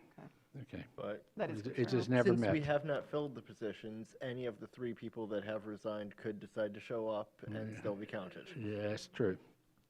They have resigned, so we haven't filled it. Okay. Reports and announcements, you have a list of them there, 2 different things. There's no reserved public comment, and there is someone here for general public comment. I bet you're here for that. Thank you for your patience for hanging in there. Oh, fun. I just appreciate still having the opportunity. I know everyone wants to get to home. Dr. Christopher Crane. I'm actually not a resident of the city, again, Wexford County, so 10240 East 22 Road, Manton, Michigan. Just to make this quick, a few points real fast. Thank you. Thank you for going through this process. Thank you for voting on these ordinance amendments. Thank you for the resolutions about the pilots. All this is moving forward in dealing with the housing issues that the state faces and other communities face. This helps create a tool set, a mile mark, if you will, for others to follow. Other communities that are facing this, for example, like Cadillac. Now, I'm not going to use the silver bullet, analogy that's been overused so much. I've used it myself for the last 6 months. But we'll use another one, specifically since it's Monday night. Monday night football is going on. We're going to. Sorry. That's okay. So we're going to go with football. Hail Marys very rarely win a game. But my father's my football coach. Constantly drove into my head that football games are won 3 yards at a time. So what you've done here is you've moved us 3 yards. Maybe a little bit more. That's going to be taken farther in the process. Just recently, actually for the last 3 months, I've been working with We the People. And I work with Amanda Siggins, who is actually the regional director. And we're pushing at the state level, as I think I mentioned before in another meeting, about House Bill 4947, which is to remove the 1988 preemption on any sort of local rent stabilization, any sort of influence that a local government can have on what sort of rent is paid in their community. And we are now looking, because we've got legislatures on both sides that think it's a good idea. They do support local control in some sort of way. Now we have others that want to know how people would be interested, what local political leaders are thinking, et cetera, so forth. So we will be reaching out to everybody that's in an elected position in Grand Traverse County to see about who would support such a repeal of the preemption. And just to make you aware that that process is moving forward. And if this is successful, that will give another tool for that tool set to actually deal with housing instability, housing availability, housing insecurity, which are all interrelated. They're not individual issues. So again, thank you for all your work. For however the city commission looks after November, they're going to have to get used to my face. And for those that are stepping down, there's no such thing as retirement from public service. You know that. But good luck on trying it. So, okay. Go away. I know I will. Thank you very much. Okay. Back there in the corner, you're hiding. I know you're trying to. You're good. You're good to go. All right. Mayor and commissioners, remember there's a welcoming ceremony Wednesday night, so hope to see you all there. Wear our white shirts. Wear your white shirt. You may have to wear a sweatshirt underneath it, but that's up to you. So anyway, or wear whatever you got to wear. So It's inside, right? Huh? It's inside. There's tents. There's tents. There's Oh, tents. so we really should be warmly You better be ready to be warm. So- Yeah, so- there's 500 people. The lodge has a capacity Well, we'll of see how many 120. show. I see. So- Okay. All right. So Thanks other for the than heads that, up. anything else, folks? No, you got 30 seconds. That's all I'm Yeah. giving you. Well, I'm saying that the final harvest at the weir will be tomorrow morning. We've already hauled out over 5,000 fish out of the river, and it's all running along smoothly. Okay, thanks. Then, because I can, thank you guys for putting up with me for 2 years. It'd be good. This meeting is hereby adjourned. Slam the gavel, it's your last chance. There you go. My last chance. You can slam the brick. I was going to play this song, Remember Me.